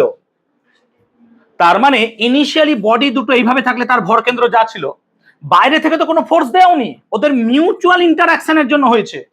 তার মানে ভর কেন্দ্রটা সেম জায়গাতেই থেকে গেছে, সেই জন্য কত হয়ে যাবে? কোনো এক্সটার্নাল ফোর্স নাই ভাই, অর্থাৎ এদের রেসপেক্টে ভর কেন্দ্র কোনো গতি পাবাই না, কারণ এদের দুজনের জন্য আগে যা ভর কেন্দ্র ছিল অবস্থান সেমই থেকে যাবে, কোনো চেঞ্জেস আসবে না। ক্লিয়ার হয়েছে ব্যাপারটা? Is it clear? দুয়ের কোশ্চেনটা তো থিওরি আছে, দেখেই বুঝতে পারছি যে একটি সংস্থার দুটি কণা আছে, সংস্থার ভর কেন্দ্র কোথায় থাকে? দেখো রেখার মধ্যবিন্দুতে তুমি 100% তো শিওর নও যে মধ্যবিন্দুতেই থাকবে, কেন? মাস যদি সেম হয় তবে মধ্যবিন্দু, মাস তো সেম বলেনি, তো you can not sure about a. দেখ এই কোশ্চেনগুলো খুব ঝামেলায় ফেলে দেয়। বি, কণা দুটির সংযোগকারী রেখার এমন এক বিন্দুতে যে কোনো একটি কণা থেকে ওই বিন্দু দূরত্ব হয় ওই কণার ভরের না, এরকম ফর্মুলা তো আমি কোনোদিন পড়িনি। বর্গের ব্যস্তানুপাতিক সমানুপাতিক পড়েছি আমরা, কোনদিনও পড়িনি। কণা দুটির সংযোগকারী রেখার এমন এক বিন্দুতে যে কোনো একটি কণা থেকে ওই বিন্দু দূরত্ব হয় ভরের ব্যস্তানুপাতিক, হ্যাঁ এটা পড়েছি। কেন? দেখো xcm সমান 1/m ইন্টিগ্রেশন অফ কত ছিল xdm, দেখো ভরের ব্যস্তানুপাতিক। So C should be the right answer. বুঝতে পারলাম ব্যাপারটা? Is it clear? Arnesh Mukherjee, এটা বলো কি হবে? 3 বোর্ডে আছে, বোর্ডে দেখো।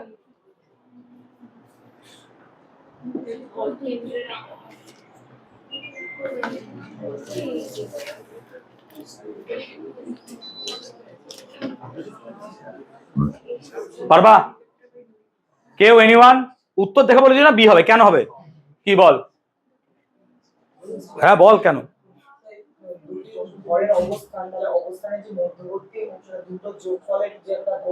আমি কোনদিনও গড় বলেছিলাম কথাটা? আমরা ফর্মুলায় এসো, গড় ঠিক আছে, আমরা ফর্মুলায় আসবো। কি বস, ঠিক বলেছিস। এই এম তার লোকেশন এ ভেক্টর, এই এম তার লোকেশন বি ভেক্টর, আর এই সেন্টার অফ মাস কত হবে sir? M A vector plus M B vector by M plus M. কি আসছে উত্তর? A vector plus B vector by. Actually ওর লজিকটা ঠিক, কি যে ভাই দুটো সেম মাস হলে মিডিলেই থাকবে, অ্যাভারেজ হয়। বাট অ্যাকচুয়ালি ফর্মুলা এসো, ক্লিয়ার হচ্ছে? বুঝতে পারবে? Good, good observation. চলো, চারেরটাই তো মুখস্থ হয়ে গেছে নাকি? কি হবে? M P R P by M ছিল, মনে পড়ছে? M I R I by M I, মনে পড়ছে? এখানে পি দিয়েছে, M I R I by M I. তো আই হোপ এটা বুঝতে পেরেছো। পরেরটাও থিওরি আছে, আই হোপ বুঝে যেতে পারবা। 5এরটা চলো, 6এর অঙ্কটা এটা কি ক্লাসে একটু আগে করালাম। চলো উত্তর বলো চট করে, কি হবে? না দেখে প্লিজ, বি হবে 2 ওটা ভেবে বলে দিও না প্লিজ।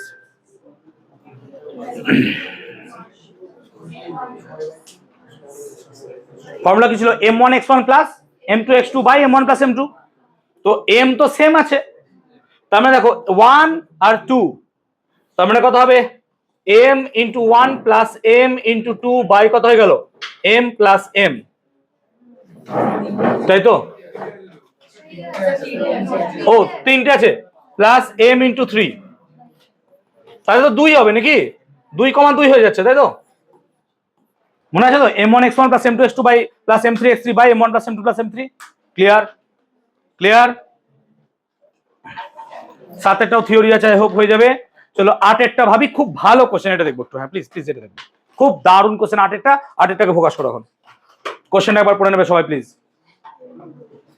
দেখো কথা নয়, কি বলছে দেখো, বলছে এম ভরের একটি সুষম অনুভূমিক মিটার স্কেল, মিটার স্কেলের দৈর্ঘ্য হয় 100 সেমি। চলো ভাবো একটা এরকম মিটার স্কেল আছে যার দৈর্ঘ্য হচ্ছে 100 সেমি, 100 সেমির একটা মিটার স্কেল। এটাকে কি করা হয়েছে? দু প্রান্তে দুটি উল্লম্ব দড়ির সাহায্যে, এখানে একটা দড়ি আছে, এখানে একটা দড়ি দিয়ে আটকানো আছে। চলো দড়ির টান পাবা তো নাকি? একটা ধরলাম T1, একটা ধরলাম T2 দড়ির টান। আচ্ছা এর সমস্ত ওজন কোথায় কাজ করছে স্যার? নিচে মিডল লেভেল। তাহলে এই দিক দিয়ে কাজ করছে কি স্যার? mg। এবং বুঝতে পারছো এটা যদি 0, এটা যদি 100 হয়, নো ডাউট এটার দূরত্ব কত হবে? মিটার স্কেল যেহেতু। 2m ভরের একটি বস্তুকে 75 সেমি দূরত্বে, 0 থেকে 75 মানে এই সব জায়গায়, তাহলে এখানে যদি একটা 2m ভরের বস্তুকে রাখো তাহলে নিচের দিকে কত কাজ করবে স্যার? 2mg। চিহ্নিত স্থানে রাখো, দড়ি দুটিতে টানের অনুপাত বার করো। প্রথম কথা যে যখন এই দুটো এইটাকে রাখুনি, তাহলে T1 প্লাস T2 সমান কত হয়ে গেছে? mg। হ্যাঁ না না বলবি তো? প্রথম ইকুয়েশন তো স্যার পাওয়া যাচ্ছে, T1 plus T2 should be equals two mg। আর বডিটা কি এভাবে চুপচাপ বসে আছে? হ্যাঁ স্যার। তাহলে টোটাল মোমেন্ট অফ ফোর্স কত হবে? 0। চলো টোটাল মোমেন্ট অফ ফোর্স বার করো। কোন বিন্দুর সাপেক্ষে স্যার? এই বিন্দুর সাপেক্ষে। তাহলে এই বিন্দুর সাপেক্ষে টোটাল মোমেন্ট অফ ফোর্স, তো বলো T1 এর জন্য মোমেন্ট অফ ফোর্স কত হবে? 0। হ্যাঁ না বলবি? T1 এর জন্য মোমেন্ট অফ ফোর্স কত হয়ে যাবে? 0, কারণ T1 ইন্টু 0। তাহলে 0 প্লাস, বল mg বডিকে কি দিকে ঘোরাবে? ক্লকওয়াইজ। হ্যাঁ না বলতে একবার। আর 2mg কোন দিকে ঘোরাবে? ক্লকওয়াইজ। তাহলে এদের মোমেন্ট অফ ফোর্স কি হয়ে যাবে? নেগেটিভ। এটা কি শিখলাম এক্ষুনি? তাহলে স্যার mg ইন্টু -50। হ্যাঁ না বলবি প্লিজ? ঠিক তো, নেগেটিভ হয়ে গেল, প্লাস 2mg ইন্টু মাইনাস কত হয়ে গেল 75 নেগেটিভ। আমাদের T2 ওকে এই দিকে ঘোরাবে, হ্যাঁ না অ্যান্টি ক্লকওয়াইজ, তাহলে এটা কি হয়ে যাবে পজিটিভ, প্লাস কত লিখবো T2 ইন্টু 100, পুরো মোমেন্ট অফ ফোর্স কত হবে স্যার, কারণ কি ঘুরছে না তো বডি, চুপচাপ বসে আছে তো, তাহলে চোখে দেখতে পাচ্ছ মাইনাস 50 mg মাইনাস 150 mg কত হয়ে গেল মাইনাস 200 mg, তার মানে T2 ইন্টু 100 সমান 200 mg, হ্যাঁ না বলবি, তার মানে T2 সমান কত হয়ে যাচ্ছে 2mg।